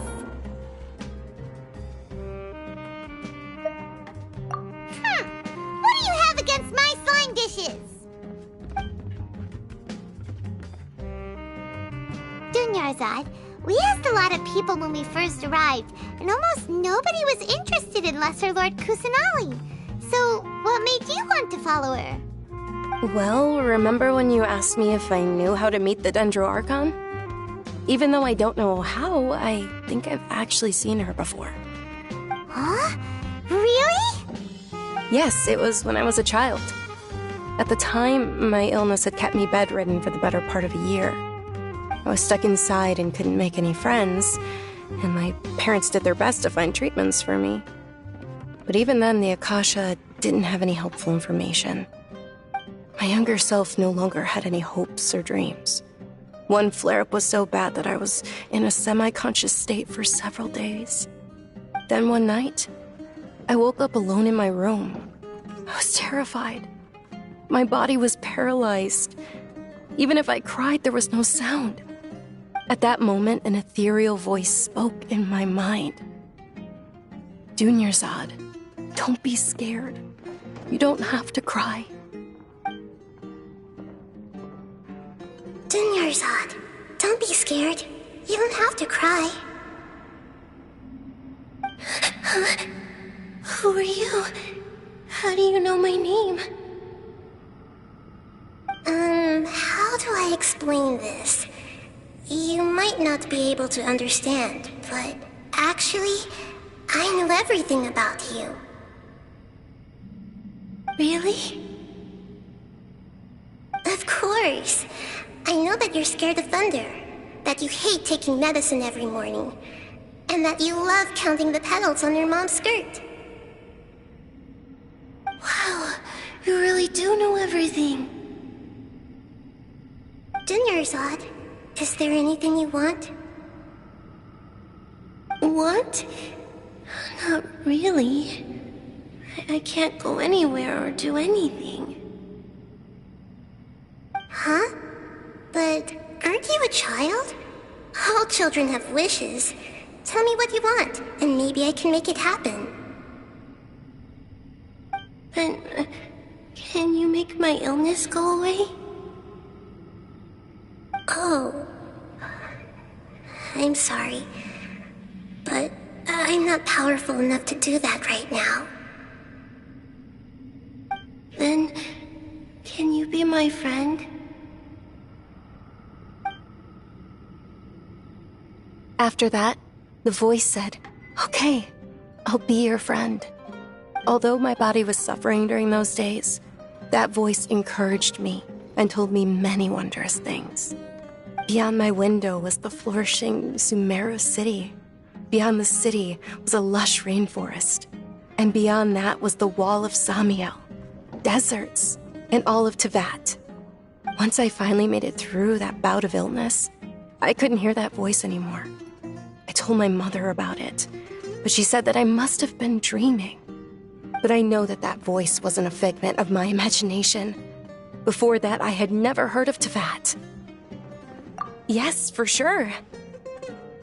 If it weren't for that voice, I would have never grown curious about the outside world, nor would I have learned how to read and enjoy so many books. That voice sparked a desire for wisdom. It had to have been the Dendro Archon. I've been hoping for a chance to repay her kindness. In fact, I was running around today to help prepare the Sub-Zerus festival for her. What's the Sub-Zerus festival? It's Lesser Lord Kusanali's birthday, which was the day that she was found by the sages. It's actually an old holiday that originally celebrated Greater Lord Rukkhadevata's birthday. When she passed away, the holiday eventually became a celebration of the Lesser Lord's birthday. I heard everyone was overjoyed when they welcomed her back to Sumeru. In those days, the festival was a huge deal. But because of the Academia's influence, people have gradually lost interest in the festival. The Academia actively participates in Sumeru's many holidays dedicated to Greater Lord Rukkhadevata. But when it comes to the Sub-Zero's festival, forget any funding. They practically act like it doesn't exist. Maybe they see Lesser Lord Kusanali's birth as confirmation of Greater Lord Rukkhadevata's death, so they're reluctant to celebrate it. Aw, but that's awful. It is. It's absolutely terrible. Sure, the Greater Lord founded Sumeru, but hasn't Lesser Lord Kusanali been the one quietly protecting us for the past few hundred years? Just remember that we're still out in public. Don't get too carried away now. I know that people over by the Grand Bazaar still hold the Sub-Zero's festival to this day. But I hadn't met any of them before, so I was never able to contribute. But recently, I made a friend there who also follows Lesser Lord Kusanali. I gave her my savings because I want her to throw a wonderful festival this year. That's the least I could do for Lesser Lord Kusanali. Hold on, my lady. Does this friend happen to be Nilu, the one who sends flowers to the estate? Yes, that's her. I saw her leaving the other day with a nervous look on her face. It seemed like she was hiding something in her arms. Did you give her something? Yes. Initially, I didn't have much Mora prepared, so I had Nilu sell one of my skirts. I've agreed with Nilu to meet up at the Grand Bazaar today and see how things are coming along. Dia, would you accompany me? Sure. That's quite the trip, though. I'll carry you. No, that would be too much, even for you. You might as well just accept the lift. If I let you walk, who knows how long it'll take us. And if anything happens to you, then I'd really never hear the end of it from your father.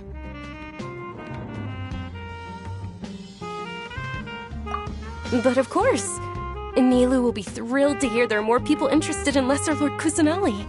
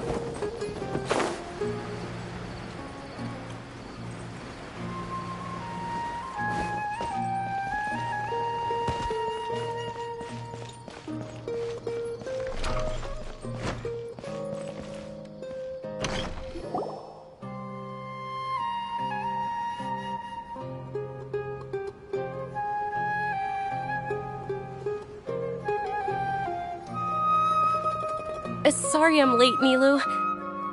Oh, Dunyarzad. It was taking you so long that I assumed you got trapped at home, but you made it in the end. Uh-oh. But if Dia's here, that means you got caught, right? You could say that, but everything worked out. She's on our side now. Not completely. Oh, and who are these two? Oh, meet the Traveler and Paimon, my two newest friends. They're visitors who just arrived at Sumeru City and are looking for information on Lesser Lord Kusanali. So you're followers from another land?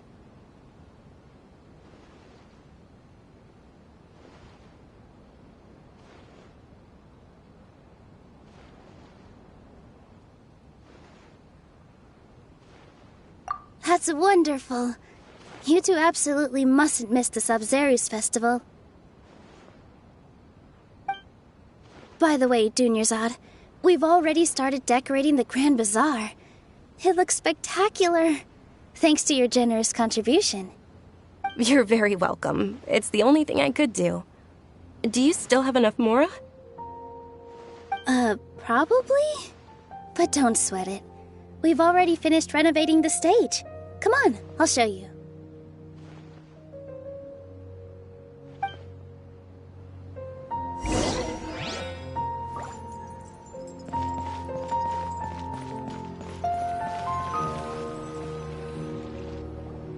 Wow!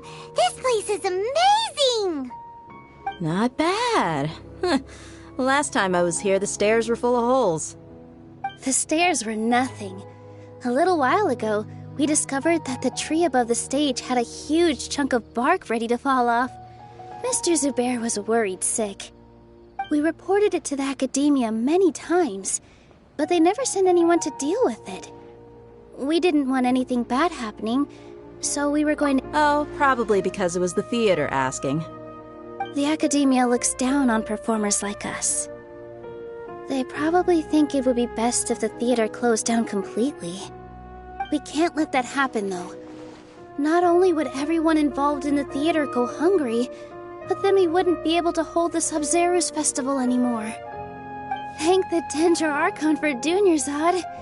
With the Mora she gave us, we hired someone to patch up the tree, and we also gave the stage a much-needed makeover. The stage is going to be even prettier when it's festival time. I can't wait for you to see it. And I can't wait to see you on the stage. You've been practicing so long already. It's almost time for your dream to become reality. It's our dream. I'll do my best for the two of us. Nilu, what are you gonna be doing at the festival? She'll be dancing the dance of Sabzeruz, the most important performance at the Sabzeruz festival. Dunyarzad, have you told them the origin of this holiday? I only told them about the Greater Lord and Lesser Lord so far. Okay, then I'll tell you two about how this holiday came to be. According to legend, the Sabzeruz festival was originally the Goddess of Flowers' birthday celebration for the Greater Lord. A long, long time ago, on one of Greater Lord Rukkhadevata's birthdays, her friends threw her a celebratory banquet. Some of the gods got drunk. One started playing music, and the Greater Lord started singing, so the Goddess of Flowers began to dance. As she danced upon the grass, countless beautiful parisaras began to bloom wherever she stepped. Those brilliant purple flowers became her dazzling stage. All the gods clamored, "Oh, if only time could stop at this very moment." Of course they did. When people mention the gods, they always think of the Archon War. But Sumeru's gods also had happy times. Although they aren't around anymore, they're preserved in our tradition of dance. This outfit I'm wearing is apparently based on how the Goddess of Flowers looked. Though we're just tiny people compared to the Divine, we still have to do our best to make sure that the birthday girl feels loved on her special day. Nilu, you of all people will definitely be able to convey our well wishes to the Dendro Archon. I also noticed that you went the extra mile and scattered parisaras around the stage. They symbolize the Goddess of Flowers, after all. It's just a shame that all the real Patisaras went extinct after her death. Yeah. The Greater Lord brought forth Patisaras in memory of the Goddess of Flowers. But she ultimately could never truly replicate that beautiful purple. Thinking about the Goddess of Flowers dance makes me wish I could have seen it. If my stage were anything like that, I'd be thrilled if I had just 2 real Patisaras on the stage. So, Traveler and Paimon, what do you think? Interested in the Sabzeruz festival? Will you two be coming? All of Lesser Lord Kusanali's followers will be there for her birthday. It'll be a good opportunity for you to learn more about her. Ooh, Paimon thinks that's a great idea!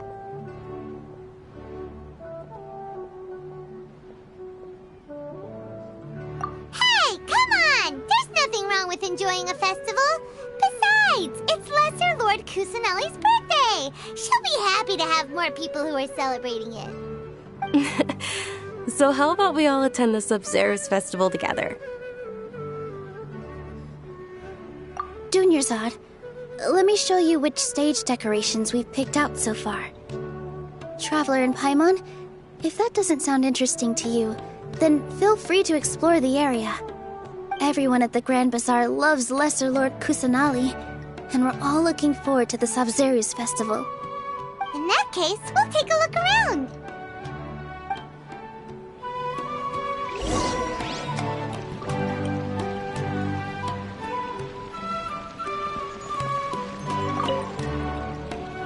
Whoa! What's with your yellow hair? And why do your clothes look so funny? Are you an Outlander? Did you know that the Sabzeruz festival is about to happen? There'll be loads of fun things to do at the festival. But the best part is when Ferris, the Knight of Flowers, passes out candy to everyone!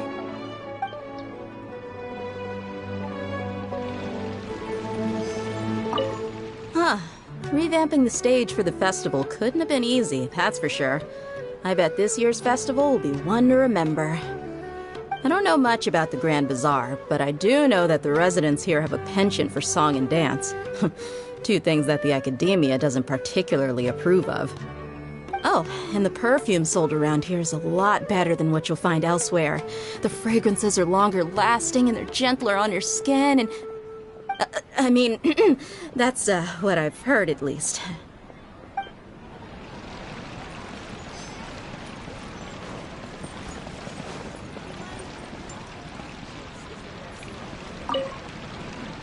Things are really shaping up, and there's a buzz around the festival this year. We're expecting people from all over to come by this year and buy things during the festivities. Don't be fooled into thinking that Sumeru City has the best of everything. Some festival snacks are only offered here in the Grand Bazaar. And when it comes to musicians, dancers, or singers, the Grand Bazaar's got the best of the best. Sure, those folks at the Academia might not like it, but what's a festival without song and dance?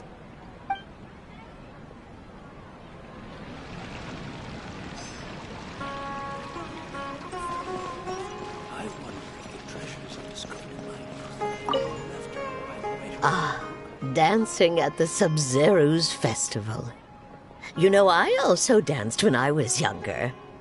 As a child, I even asked my grandmother why we performed the dance for the Lesser Lord when it was originally done to honor the Greater Lord. My grandmother said that Greater Lord Rukkhadevata is a beloved deity and honored by all, and Lesser Lord Kusanali is too. If the Goddess of Flowers ever knew Lesser Lord Kusanali, then she would certainly have wished to be her friend and hold celebrations for her, too. The Sabzeruz festival has been losing its appeal over the years. That is, until a wealthy benefactor stepped in this year and brought the festival back to life. I heard she forked out a lot of mora to make it all happen.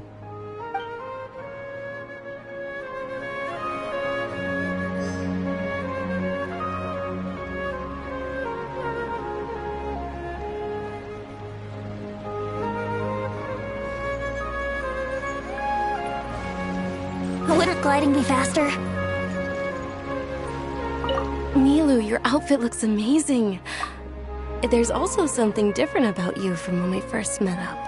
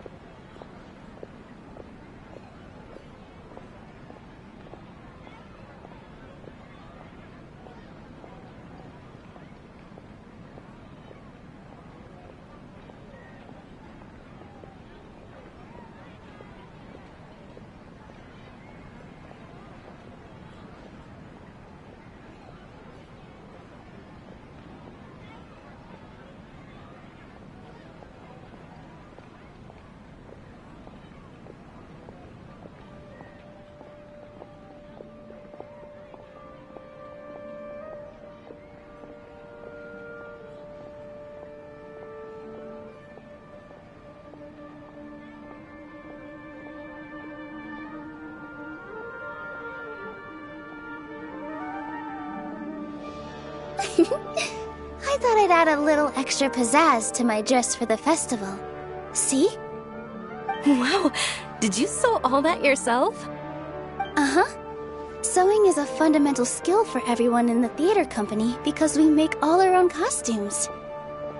Did you know that Mr. Zubair not only can make costumes, but props too? I've noticed that you can't keep your eyes off this crown. Would you like to try it on? May I? Of course. The legends say that the goddess of flowers had beautiful horns on her head, so this crown was made to reflect that. Dunyarzad, you look absolutely stunning with it on. It's like I'm looking at the goddess of flowers herself.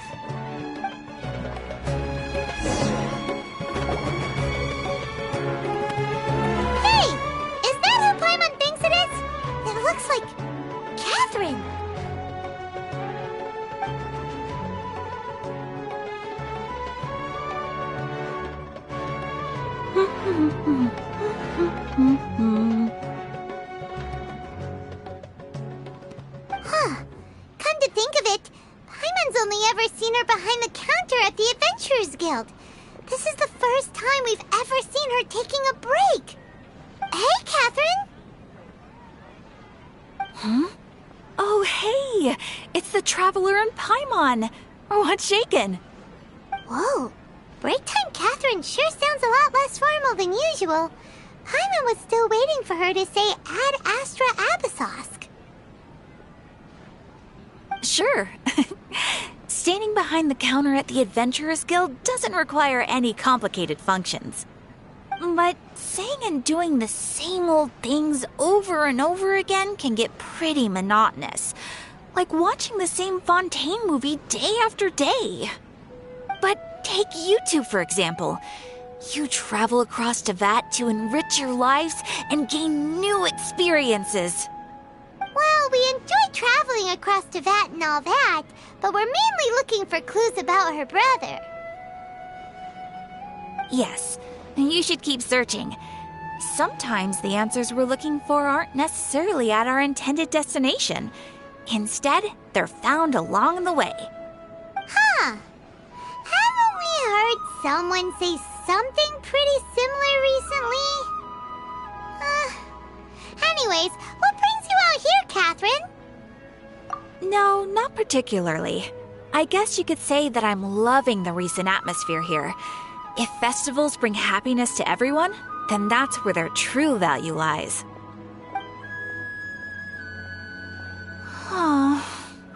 It looks like it's about time for me to be heading back now. Alright, we'll see you next time at the Adventurers Guild. Oh, by the way, thanks for connecting us with the Eremites. We've already made some great friends in Sumeru City thanks to you. I'm sure you two will get along well with the people here. You've already been blessed by the element of Dendro after all.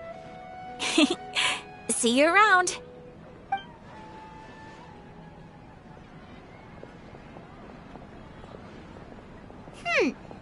There's something really different about Catherine today. Hey, Traveler. Paimon. Oh, hey, Dia. What's going on? I've got something to tell ya.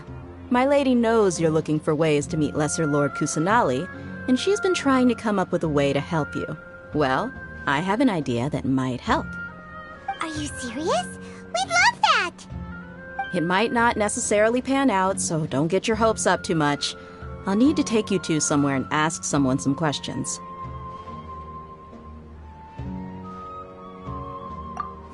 My lady is feeling a little worn out at the moment. Nilu's found a place for her to rest. After I take my lady home, let's meet in front of the Citadel of Regzar. Sounds like a plan! Let's head over to the Citadel of Regzar and wait for Dia! Welcome! Get your spices here. We've got all kinds.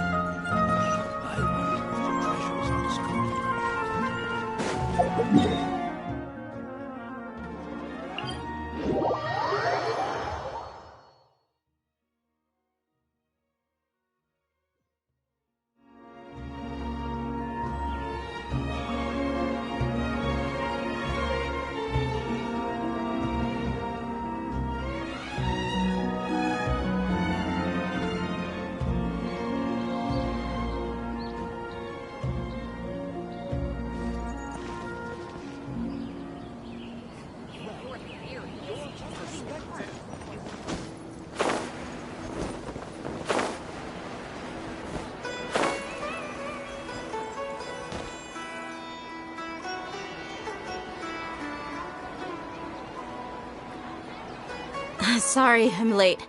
It took some convincing for the master and mistress to believe that Miss Dunyarzad was only sitting in the port for a while because she was in a bad mood. Anyway, I guess I should be thanking you. I haven't seen Miss Dunyarzad that happy in a long time. If it wasn't for you two, she probably would have been caught and dragged back much earlier. You sure sound a whole lot nicer than when we first met, Dia. Who would have thought you had such a soft spot for Dunyarzad? It's called being a professional. I'm a bodyguard, and I work for whoever's paying. Look, Dia's blushing. Listen, you two.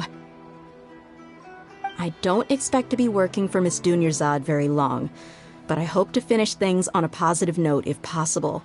Let's cut the chit-chat and head into the Citadel.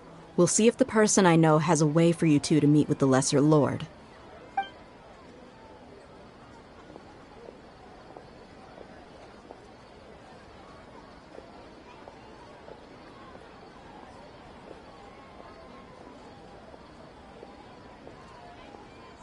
Oh, hey, Chief. Ha, Dia! What are you doing here? And well, didn't expect to see you three together.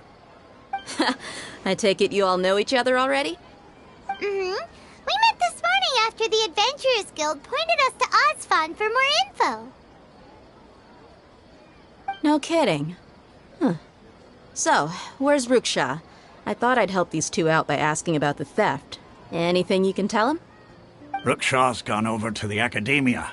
The Grand Sage recently ordered Sumeru City to begin bolstering its defenses, so people from all over have been called back to the city. Since you've already mentioned the theft, I suppose I might as well tell him what we know. Appreciate it, Chief. Theft? Sorry, what the heck are you guys talking about? Just recently, the Academia lost something, and there's a chance the item is connected with the Dendro Archon. This case might just somehow help you in meeting her. I suppose that's one way to look at it. But if you ask me, the case is more about the Academia than anything else. Let me fill you in. The Academia recently sent a convoy to pick up an important package from Aru village. Word got out, and the convoy was robbed on its way back. The Grand Sage took the whole matter very seriously. Not only did he dispatch the Matra, but also enlisted our help in the search for leads. All we know so far is that whatever was stolen is currently in Port Ormos. You two have heard of Port Ormos, haven't you? It's the largest commercial port in all of Sumeru. You can travel there by leaving Sumeru City and heading south along the river. The Academia's grip isn't long enough to reach all the way to Port Ormos, so the city's a little more laid back, meaning the population's also a mixed bag. You never know who you'll meet there. Apparently what was lost has a great deal to do with the Akasha, knowledge, and even the gods. I'm afraid I don't have any other details for you, though. If you're interested, maybe you could head to Port Ormos and ask around yourselves. If you want my advice, try introducing yourselves as students of the Academia once you're there.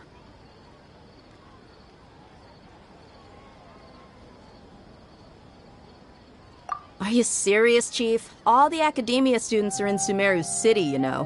Why should they pretend to be students in Port Ormos? If you're also interested, just go there and see what happens. Count me out. I've got plenty of work to do here for the Homayani family.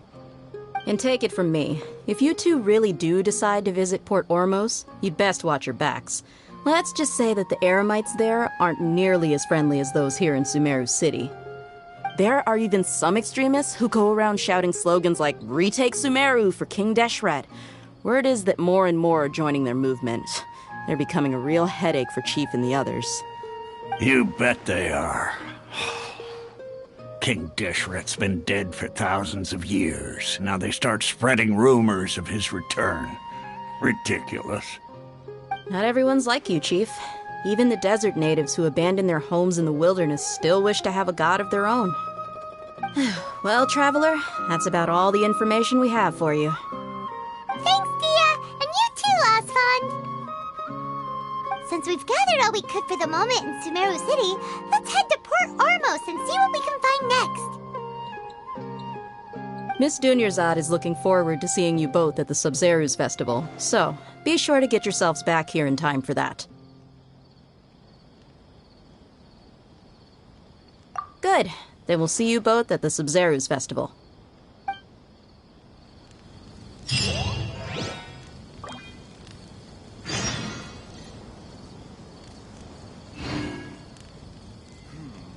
When I hand this work over to the Eremites, I'll have to rephrase the request.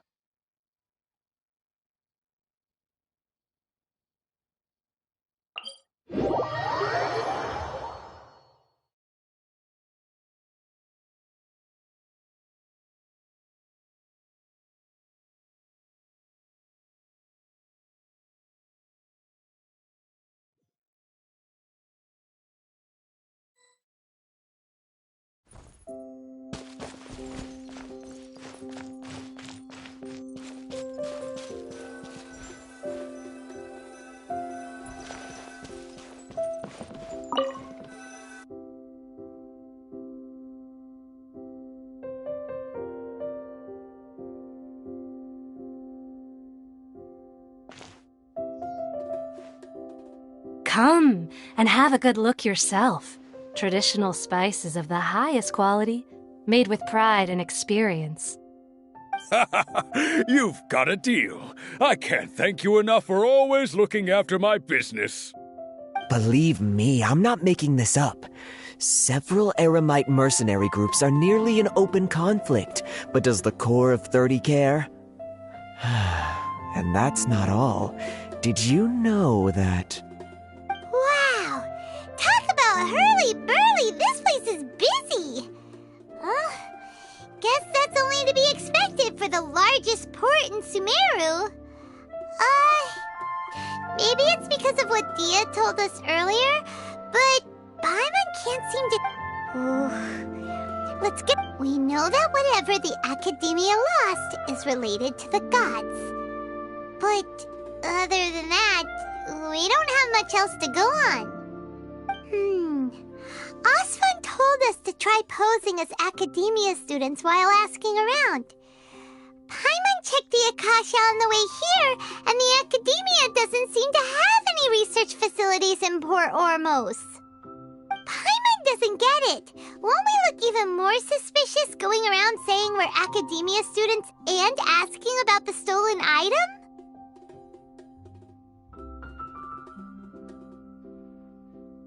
Well, given all the people that come through here every day, if there's any information to be found, Paimon bets we could find it in the market. Let's ask around and see what we come up with.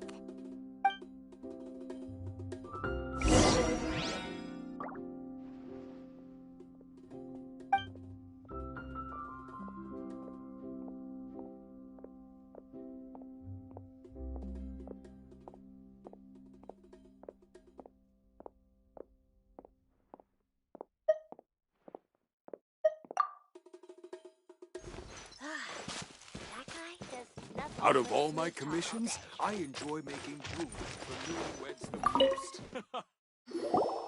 Welcome. Welcome. How can I help you too? Hi there. We would like to ask you a question.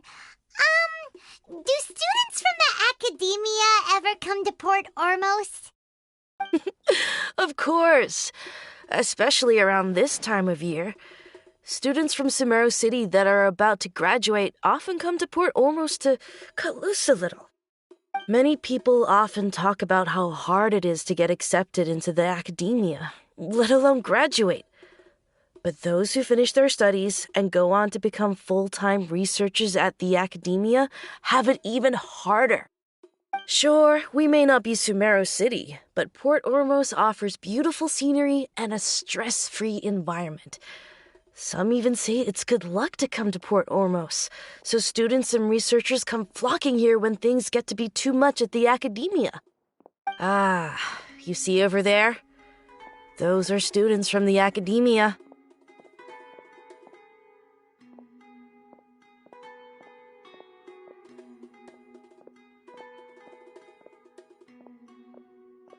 They've been looking worried and miserable ever since they got here a few days ago. If you ask me, the life of a merchant is better. So long as the Akasha teaches us what we need, then life is good. Those students seem to be discussing something. Let's see if we can listen in.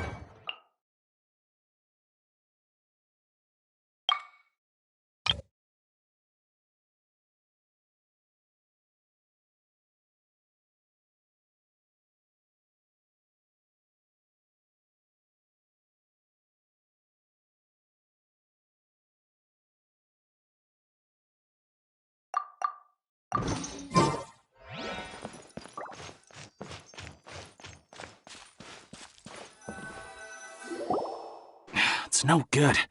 I've tried asking around, but I haven't been able to learn anything useful. Not to mention that a bunch of scary-looking Eremite mercenaries have been posted along the streets now. There's been a lot of fighting between the different Eremite factions in Port Ormos. If we choose to move on our own, then it would be wise to steer clear of them.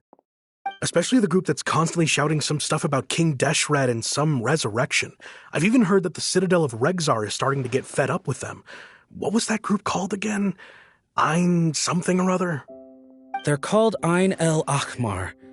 Today, I heard that the thing we're after might be in their possession at the moment. Wait, come again? Don't you see? Many of the Eremites in Port Ormos deal with trading this kind of thing. They're usually pretty wary of outsiders, but not so with students of the academia. It's because the kind of goods that students are looking for aren't the kind of goods that Eremites are after.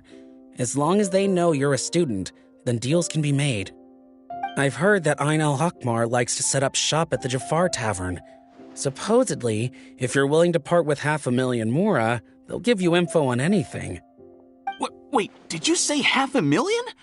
If information alone costs that much, then how could we ever afford to buy what we're looking for? I guess we might as well give up on trying to graduate this way. I wouldn't worry too much. Our field of research is very niche. Who else could possibly be after that kind of shady knowledge? I bet it's practically worthless to anyone aside from us. Well, I guess that makes sense. Then the only thing left for us now is to find a way in. Why don't we all just pool our money together and pay for the information? Whoa! Did you hear that? A niche field of research and shady knowledge? It all sounds pretty suspicious to Paimon. Is knowledge something people just buy and sell like that?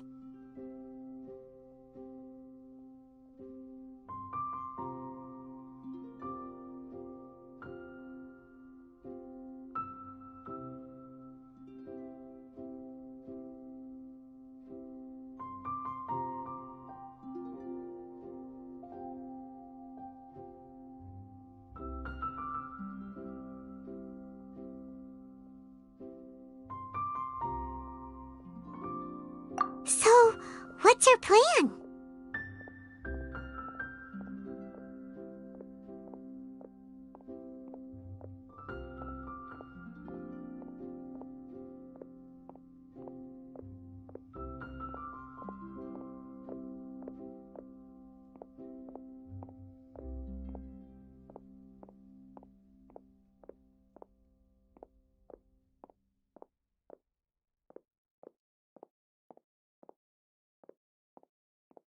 Wait, didn't you hear what they just said?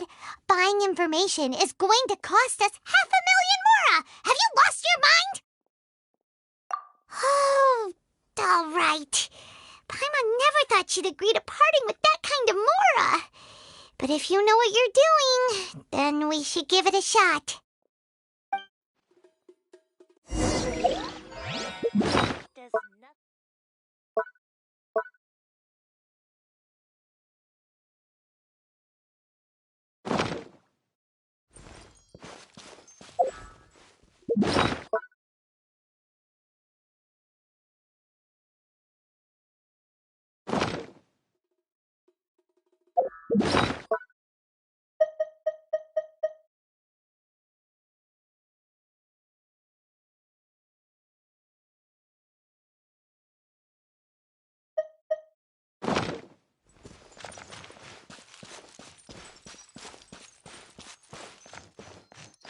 Out of all my commissions, I enjoy... Hello there, my friend. He will pay the price one day.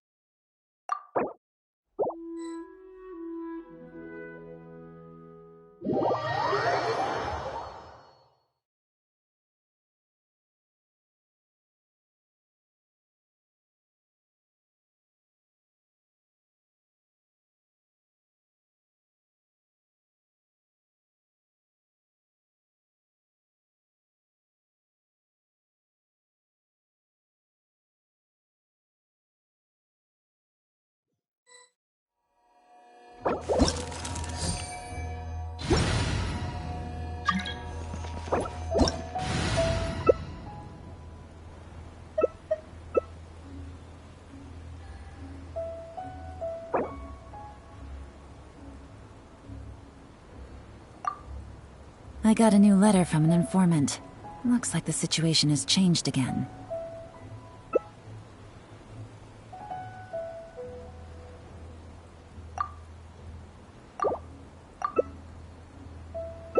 Aristocratic etiquette is all just for show.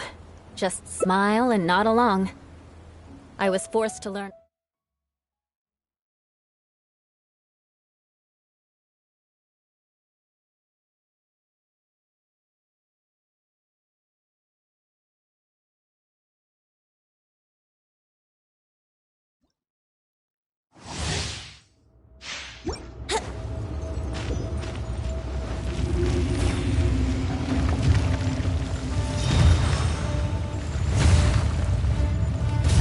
You dare overstep your mortal authority?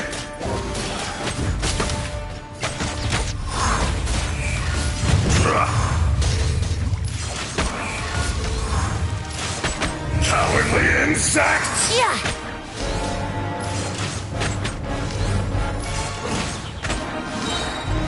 Yeah!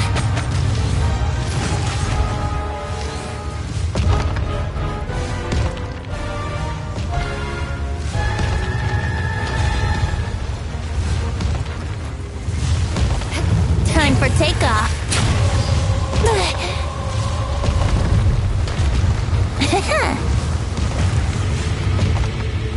Swallowing Fury! Let's play! Yeah! The enraged Earth will not absolve you! Falling into the abyss.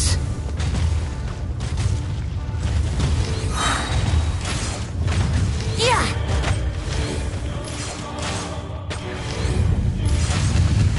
Today, you witness your reckoning!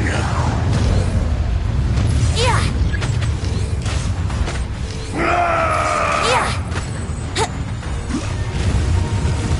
Think you can get away? Brace yourselves!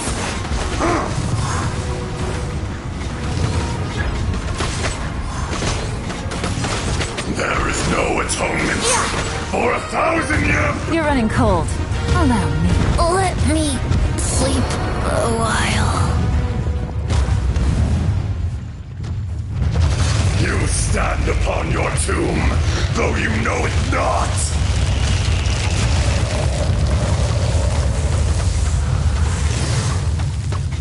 Come, experience an eon of suffering!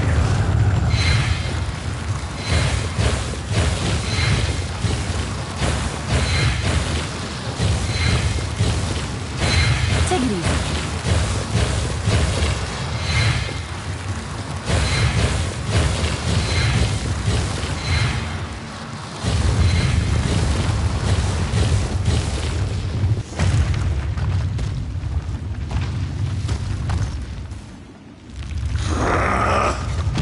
What a sorry sight.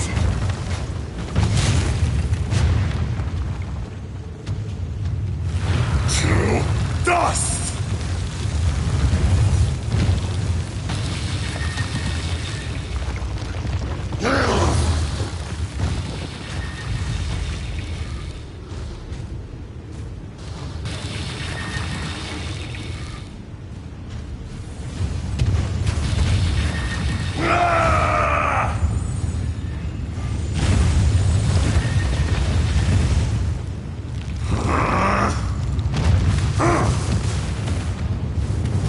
Shifting sands know not the mountain's permanence. What are they?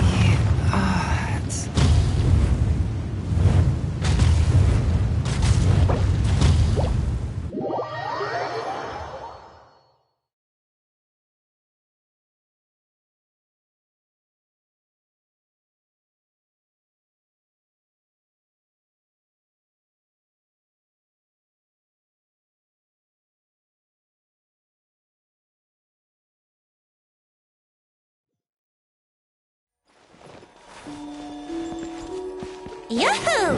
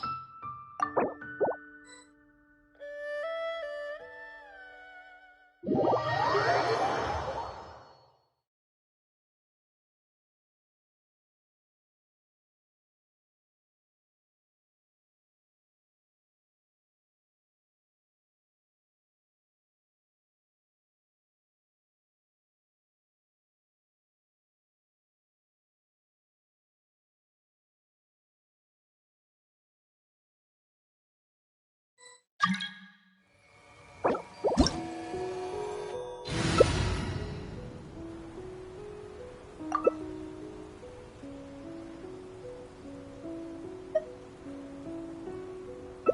all for work-life balance, but...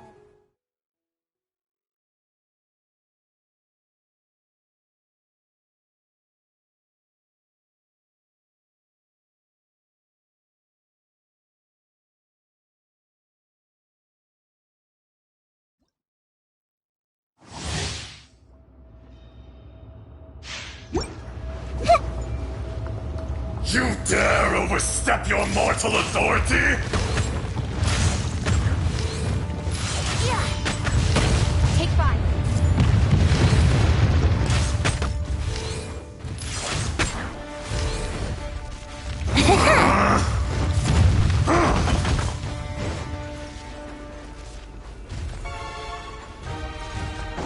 Let's play!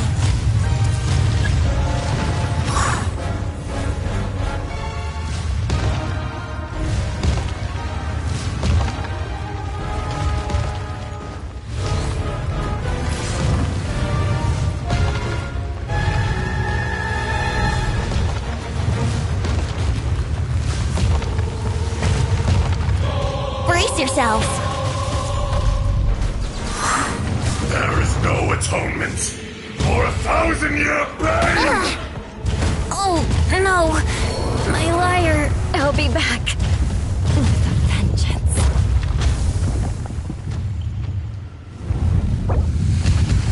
Today, you witness your reckoning!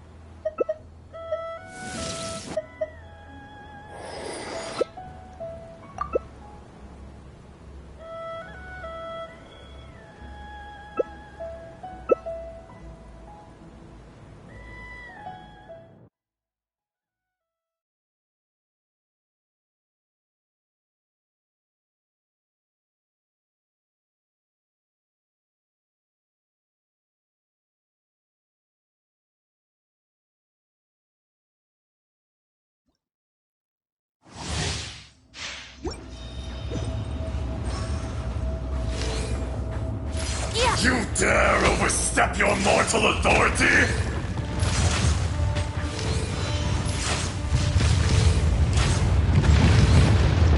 Yeah! Fisher! Yeah! Yeah! There is no atonement for 1,000-year pain! Yeah!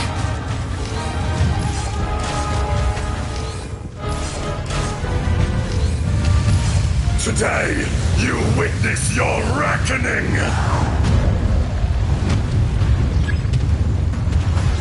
Here we go! Wouldn't gliding be faster?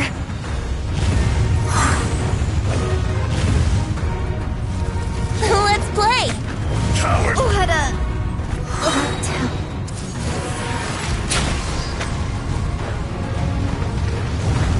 Crumble!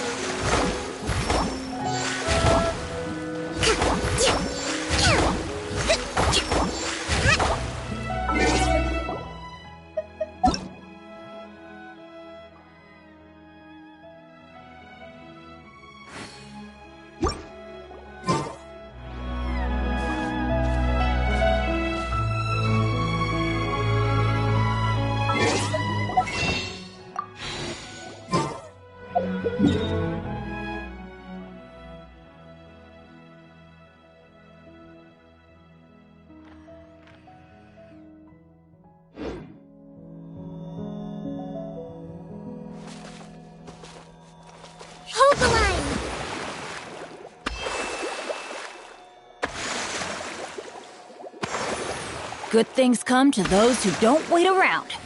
That's what they say, anyway.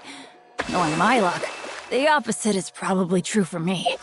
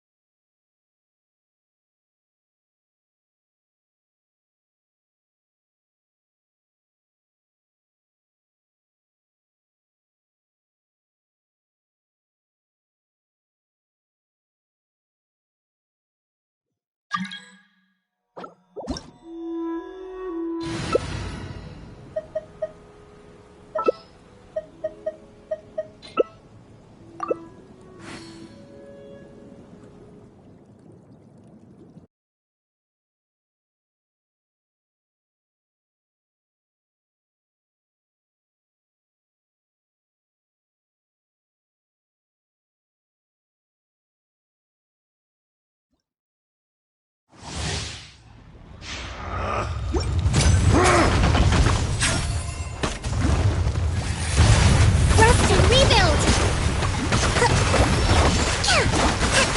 Torrent, bring refuge!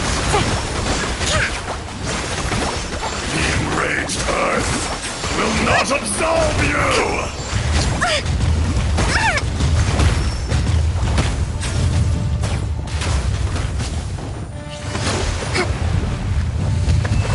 Today, you witness your reckoning!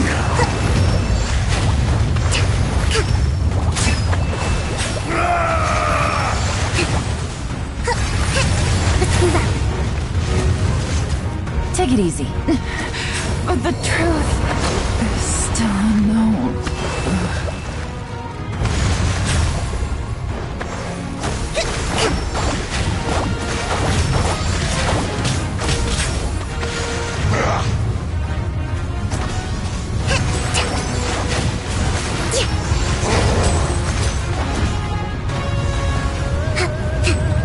Uphill battle!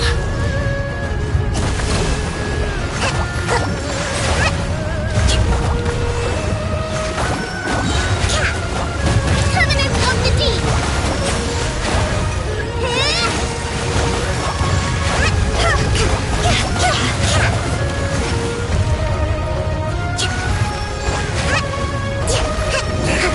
Earth will not absolve you! A brash maneuver!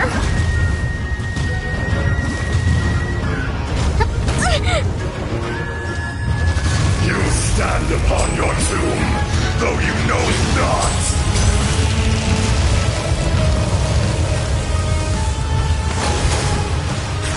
Come, experience an eon of suffering!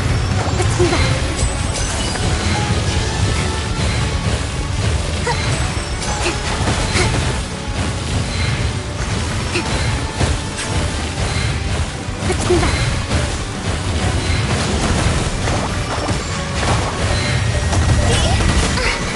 lapse in judgment.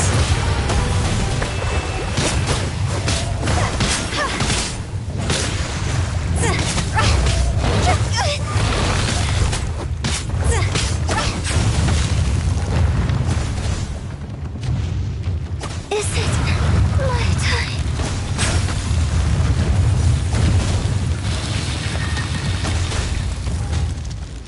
Detestable!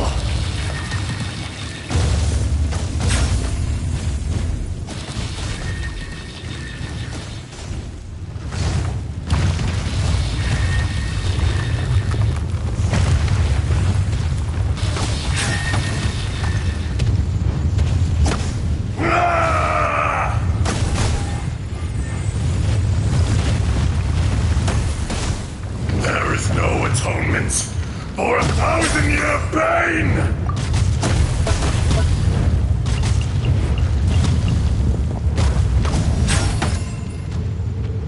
From rock to dust, sooner or later.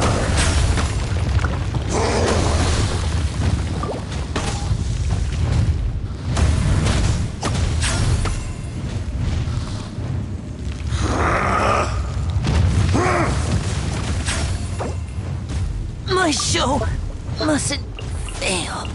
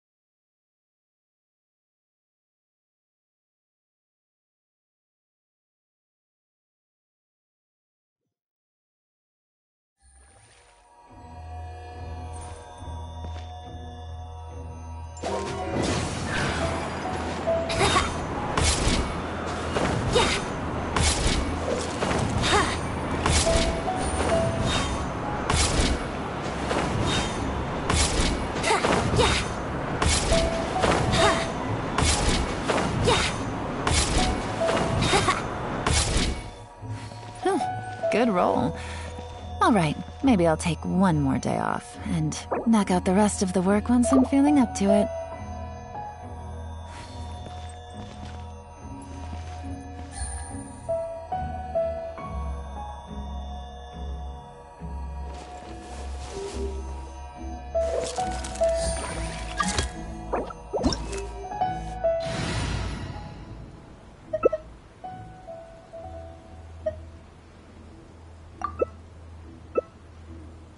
When the sun's out, bathe in sunlight. But when the moon's out, bathe in moonlight.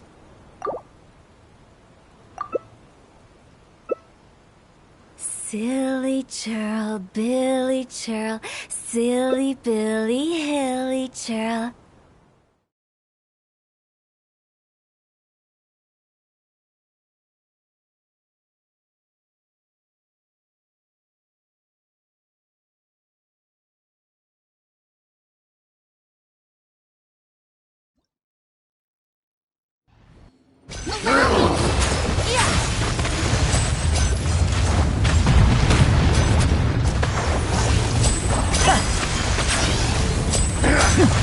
Step right up. Yeah. Fisher!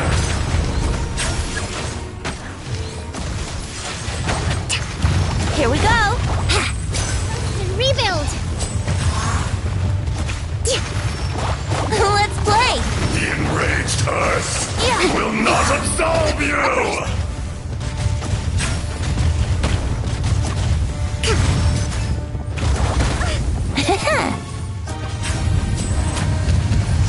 Today, you witness your reckoning! Step right up.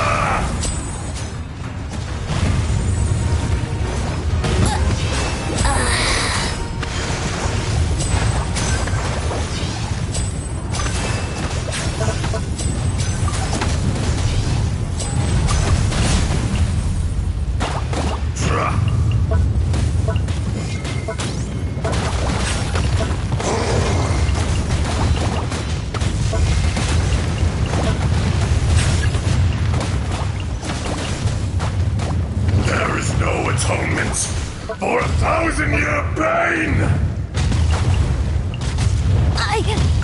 Jack.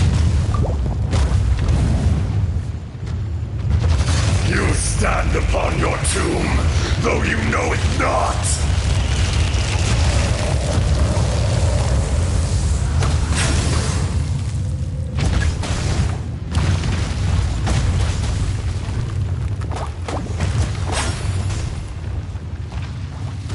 Come, experience an eon of suffering!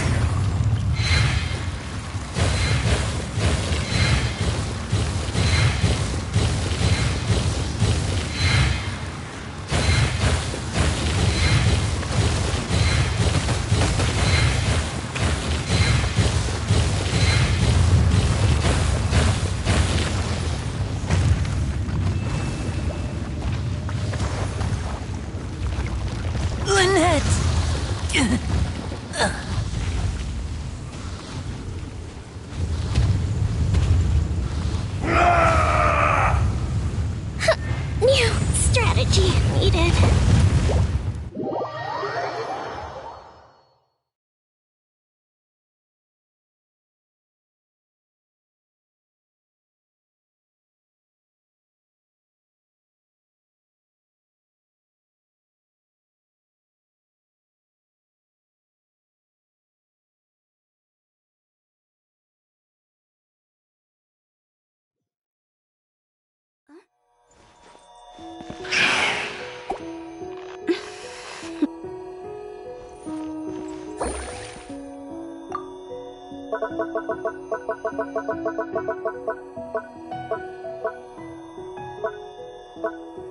Wanna come over for tea?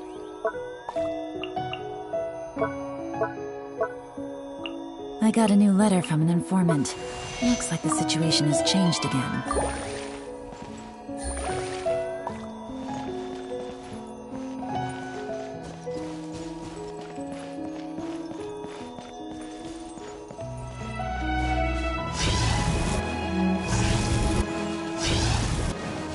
Yahoo!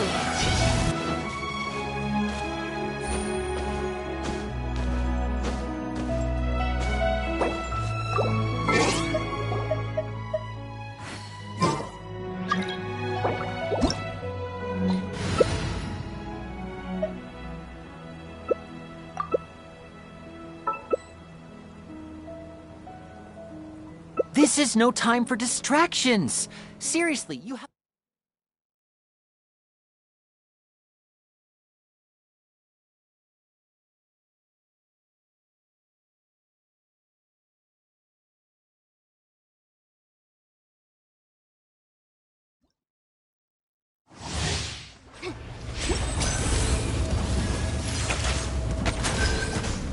You dare overstep your mortal authority?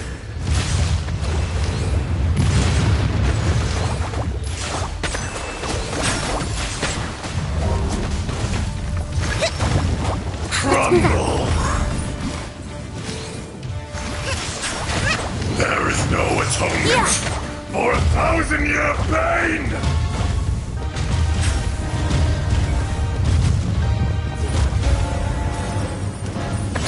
Let's play! Today, you witness your reckoning!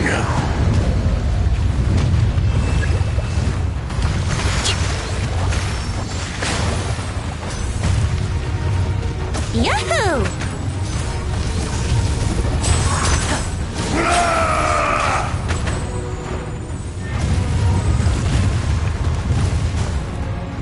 Here we go!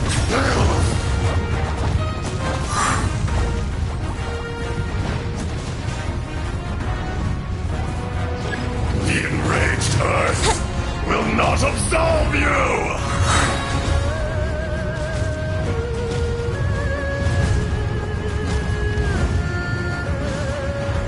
Hold the line.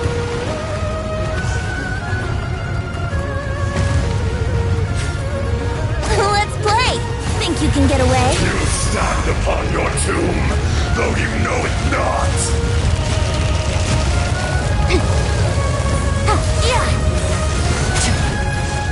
Come, Experience an eon of suffering!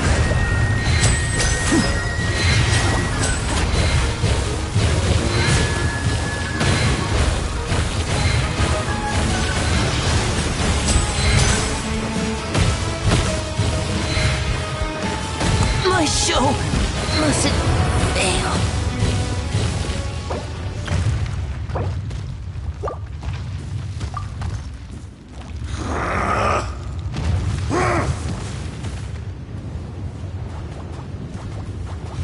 To dust!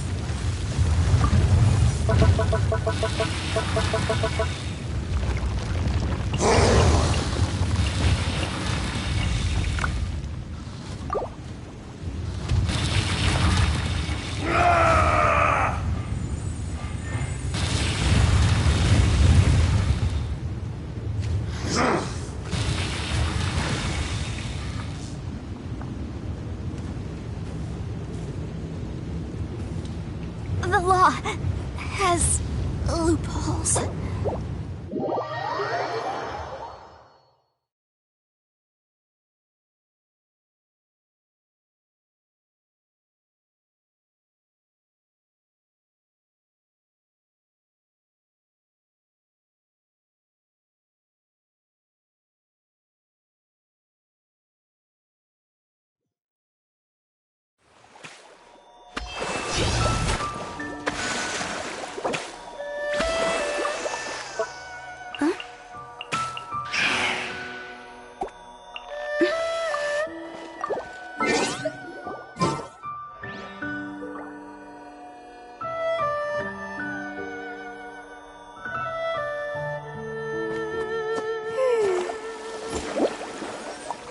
Silly churl, Billy churl, silly Billy, hilly churl.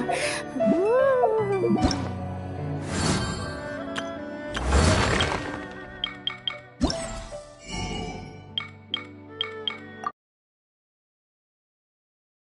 What my dear sister Lynette is doing right now.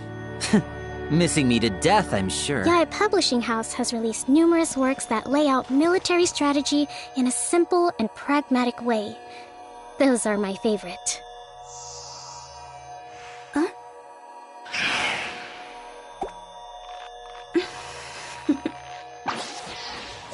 Toodaloo.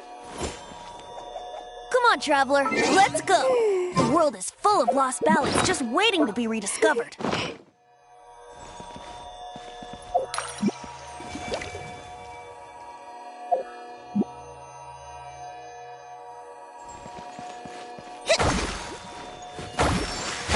Silly churl, Billy churl, silly Billy, hilly churl.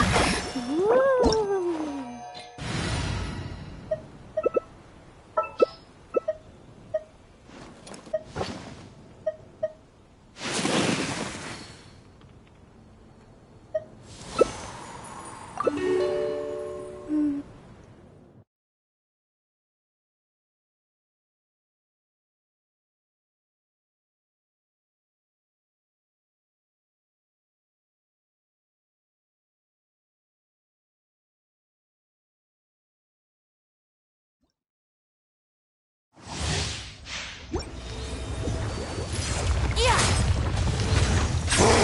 You dare overstep your mortal authority?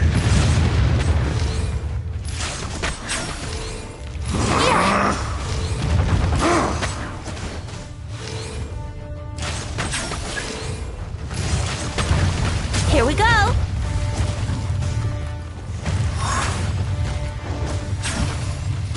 Yahoo! There is no atonement for 1,000-year pain!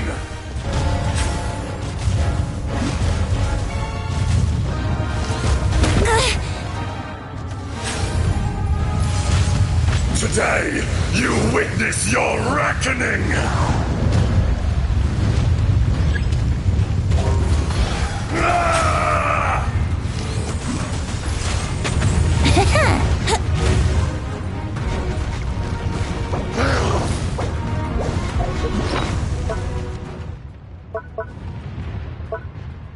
Let me sleep a while.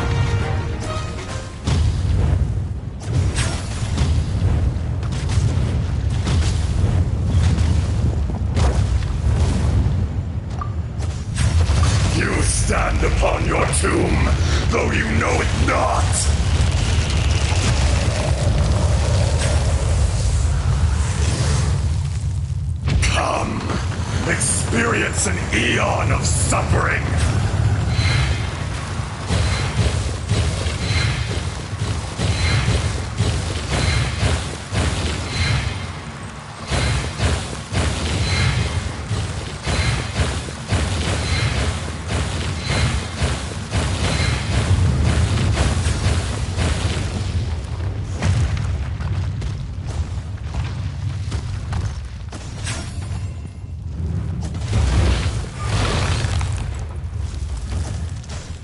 Face me!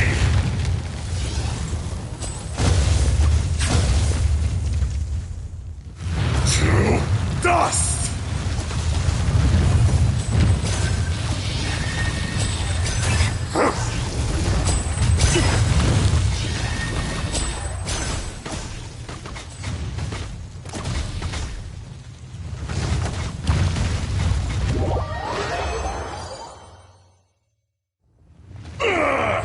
I will not be destroyed.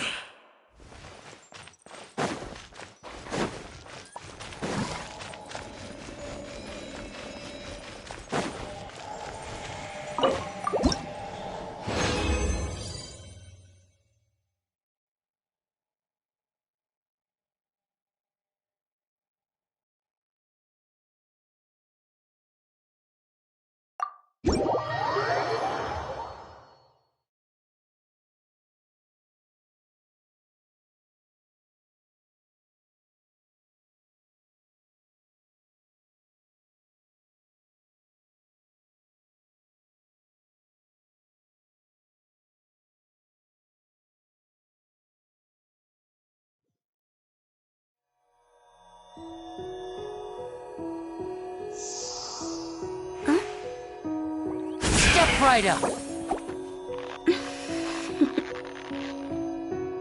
Toodaloo. Wouldn't gliding be faster?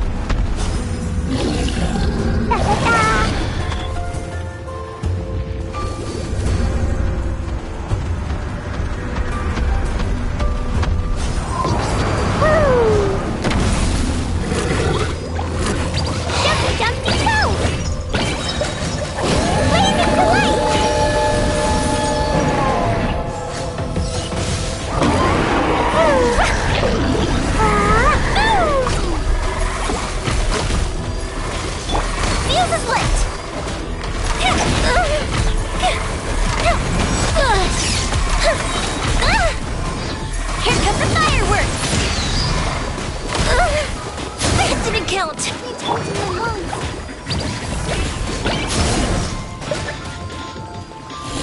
La la la. Fire hazard!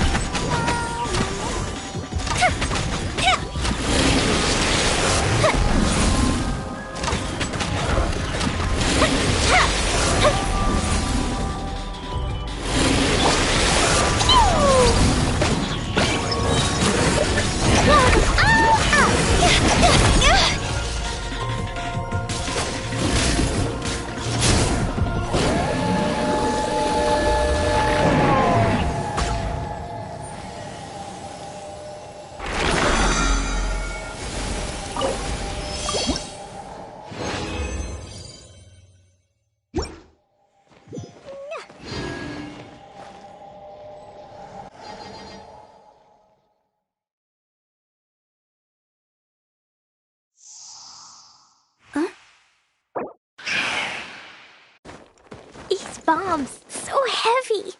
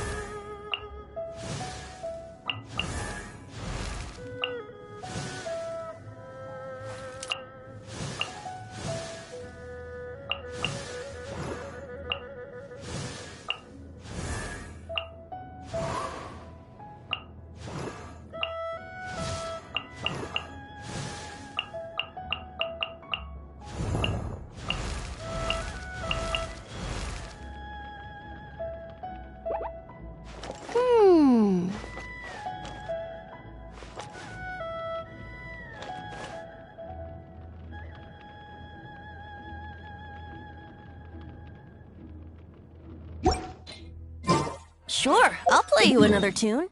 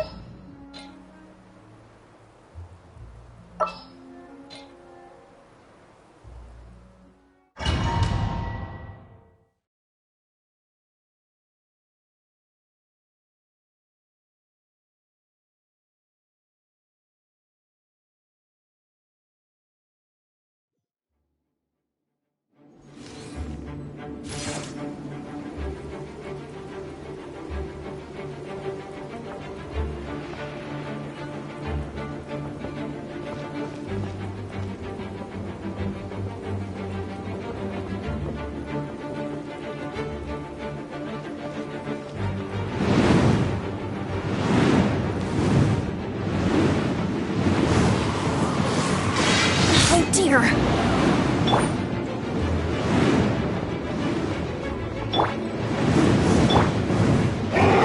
Steady as stone.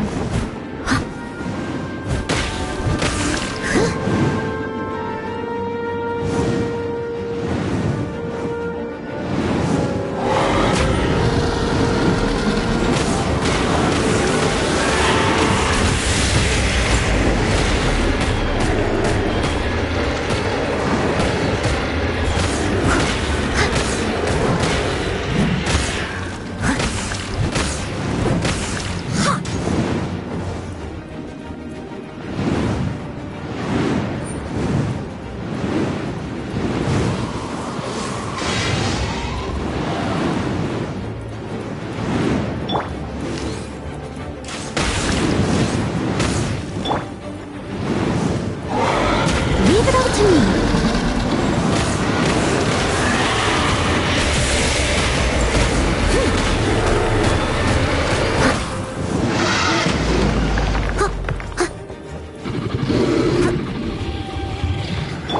Fuse is lit!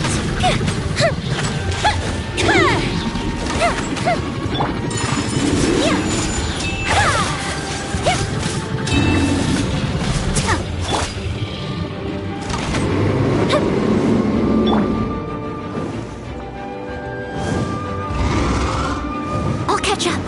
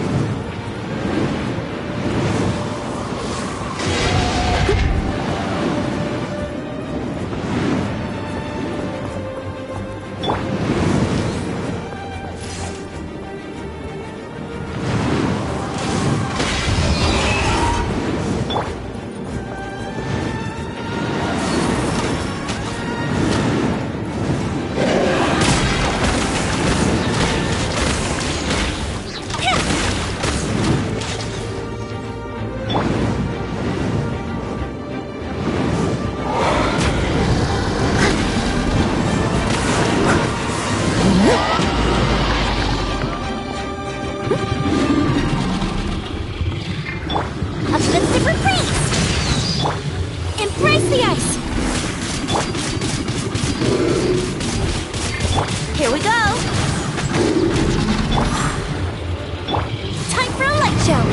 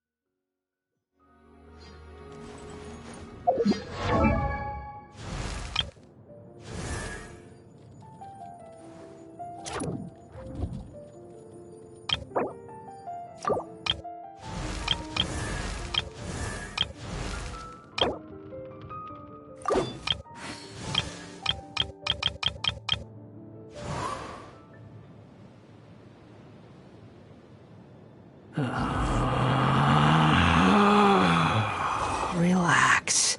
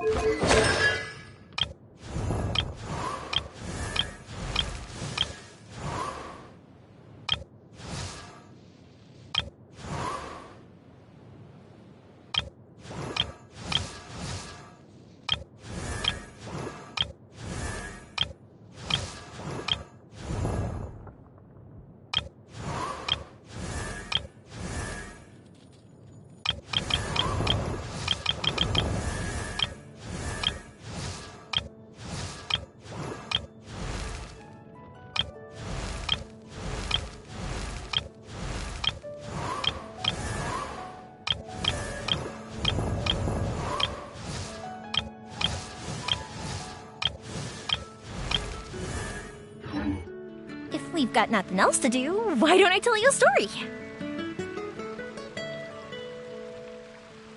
Did you hear about the Sakoko decree? Ancient alchemy truly is fascinating.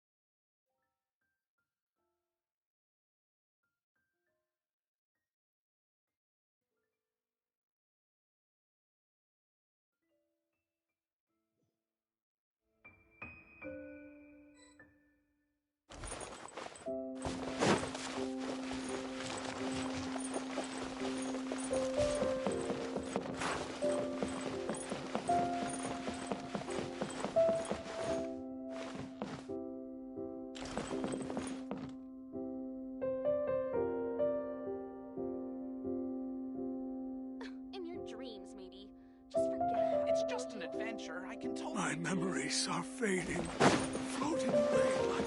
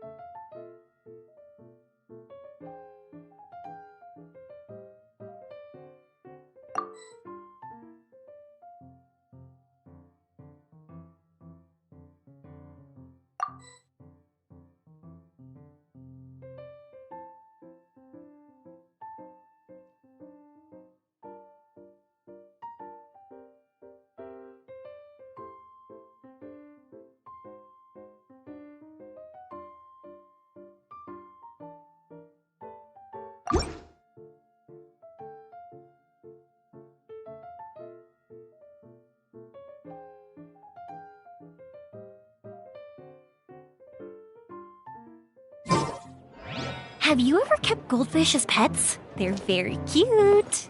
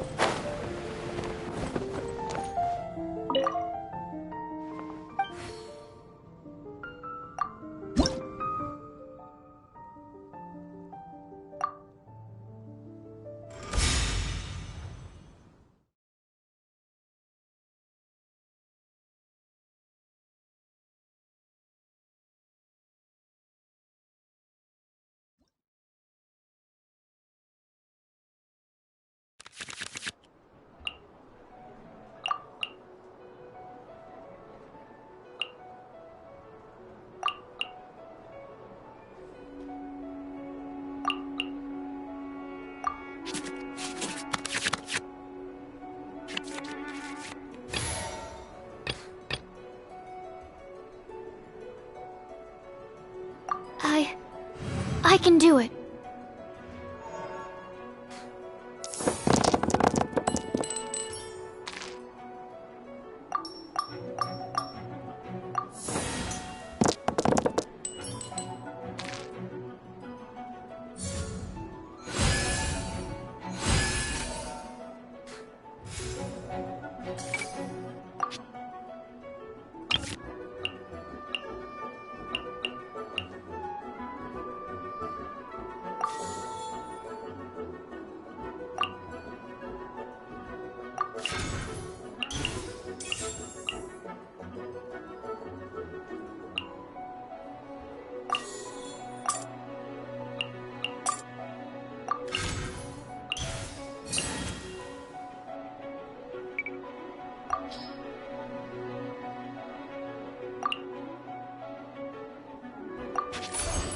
Animal test 6308.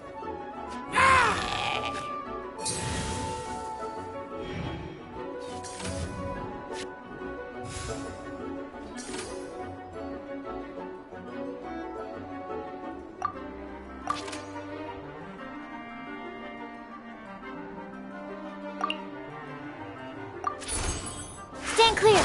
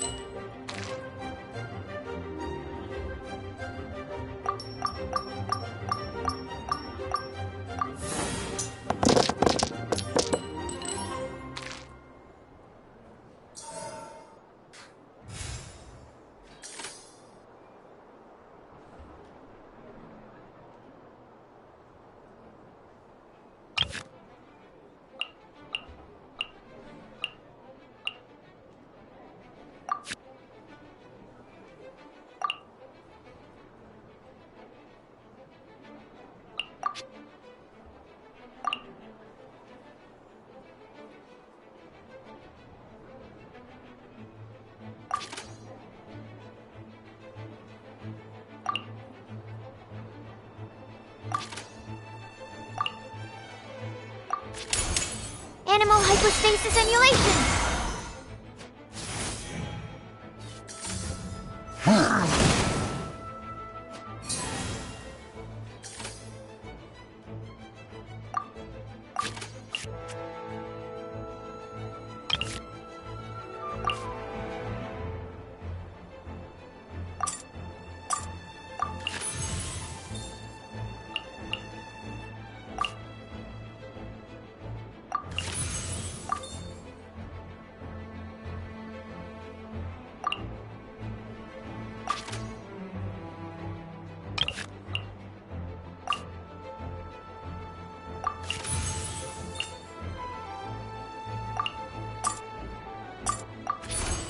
Stand clear!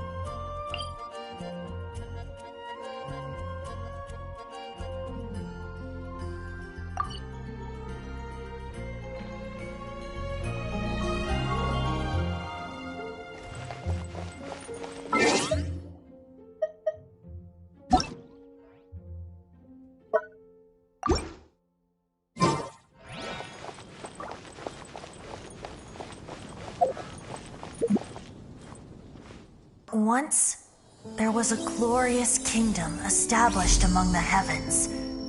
From that kingdom came a crowned heir, tasked with seeking out the Genesis Pearl from the kingdom of darkness. The first crowned heir began her journey of seeking the pearl.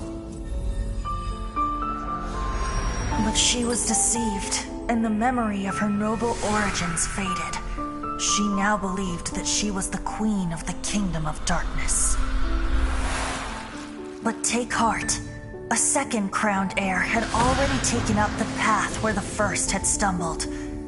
This is the story of your journey, of your tale to be told.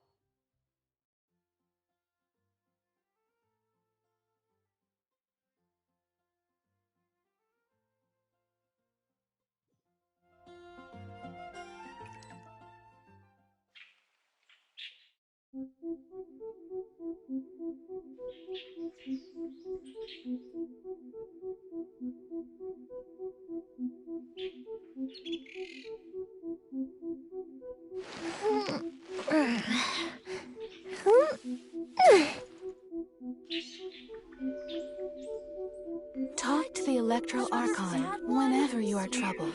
No, let me try again. If we've got nothing else to do, why don't I tell you a story?